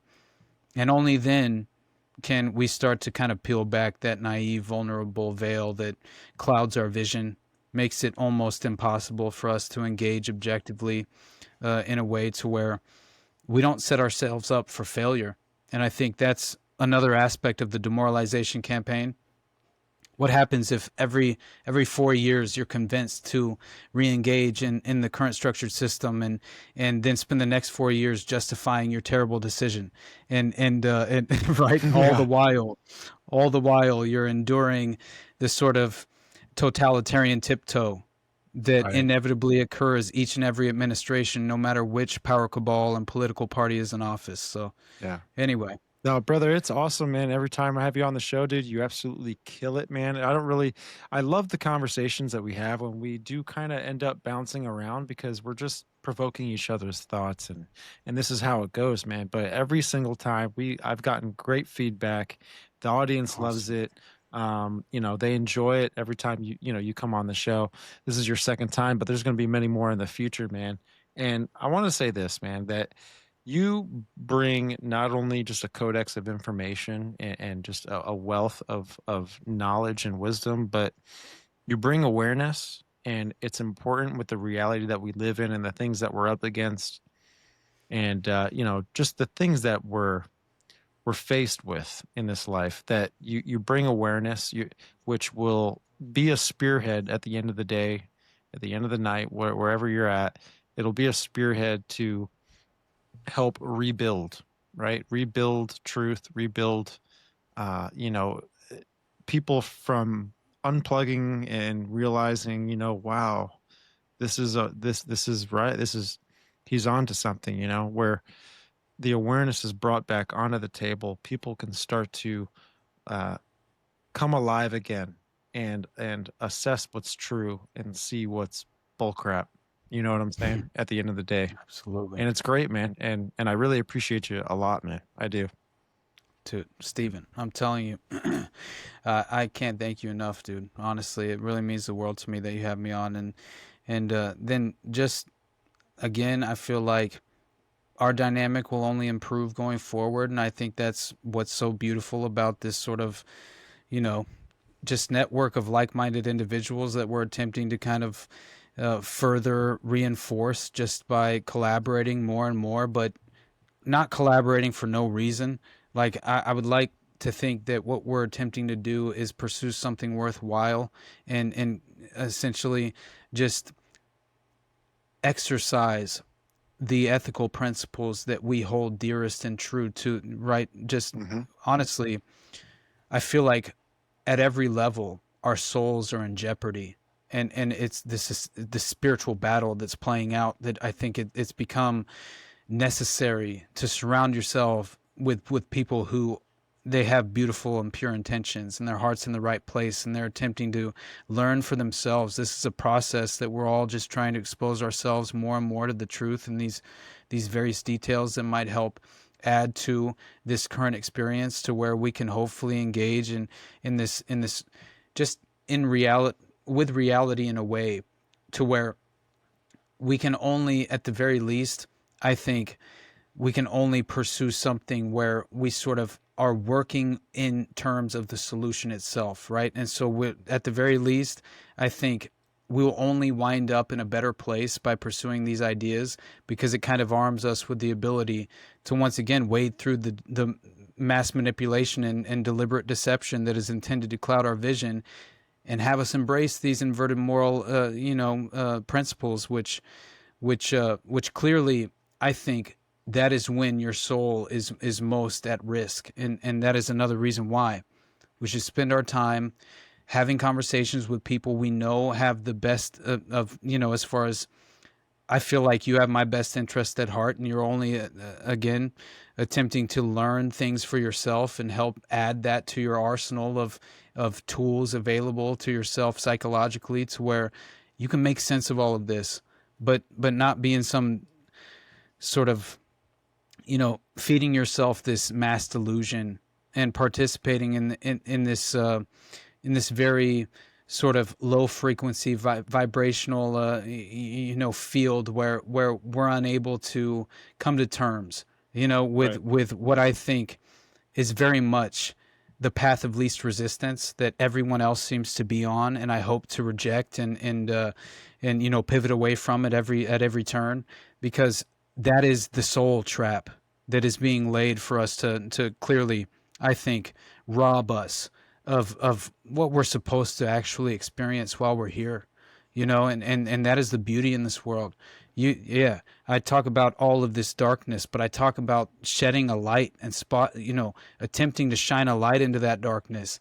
And at the very least, if there's anything I can hope to accomplish, it's that through exposing the plight of these vulnerable victims who have no real protectors, maybe, an additional individual who's exposed to this line of information will wake up to the reality we exist in. And if that is all I accomplish, thank God for it, and I'm not saying that it's even, me personally, that should be, obviously, given the credit. That's not my point at all. I just think that's what I'm hoping for, because in that sort of I think that mindset that I'm attempting to embrace, at the very least, the attempt itself is on the proper path. And again, I've said before, going on with Top and Raven on NDS, like I was really thinking through it, and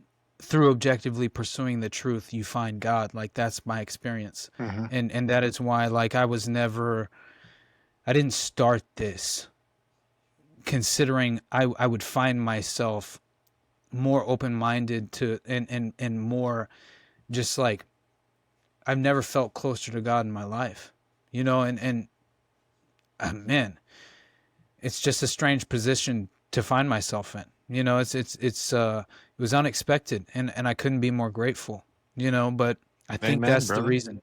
Amen, Yeah. man. And So you know I got what? nothing but love for you, man. I love you, Yeah. man. Listen, I think what's really important too is that we talk about all this darkness and the people affiliated with it and their agendas and kind of how they perceive the world.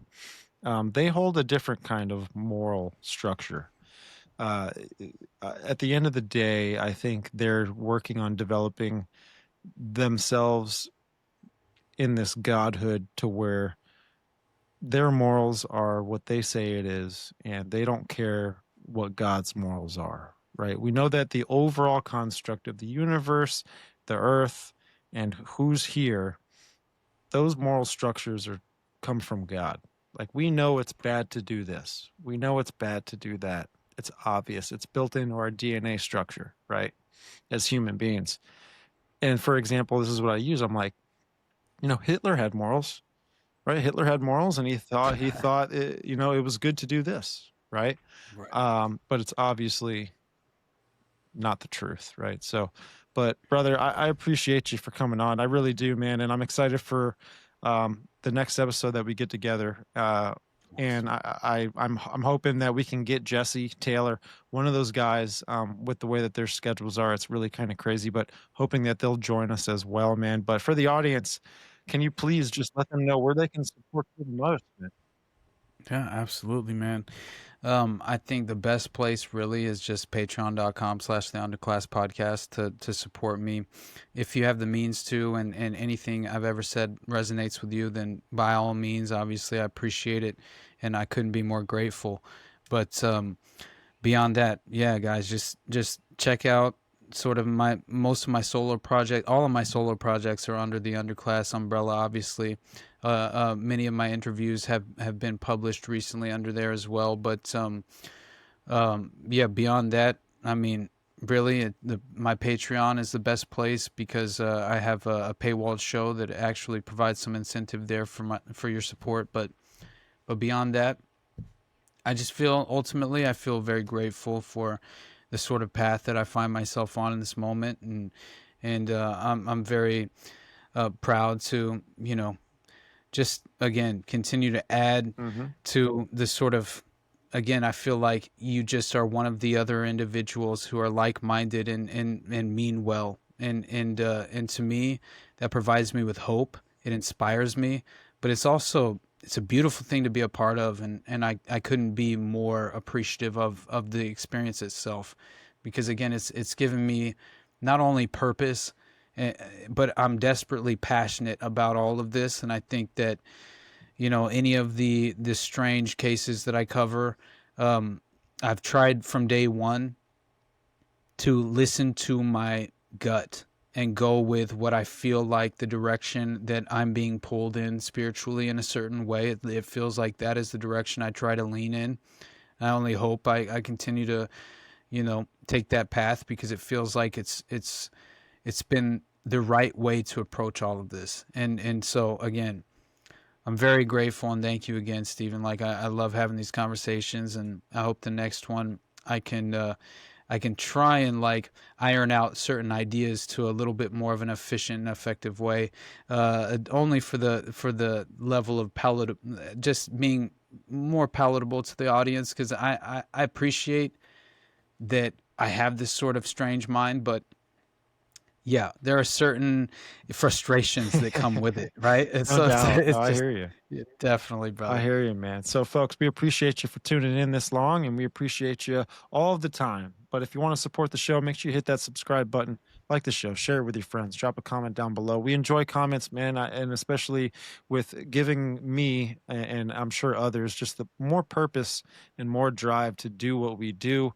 The comments really reflects all of that. And I love the good comments. I love the bad comments. I just love having a conversation with people that enjoy listening to my show. So don't forget, drop a comment down below. You can also support us on audio platforms as well, Spotify, Spreaker, and Apple Podcasts. And while you're there, drop a 5-star review, a follow, and hit that notifications bell. And check us out next time. But with all that said, we love you. I'll see you next time.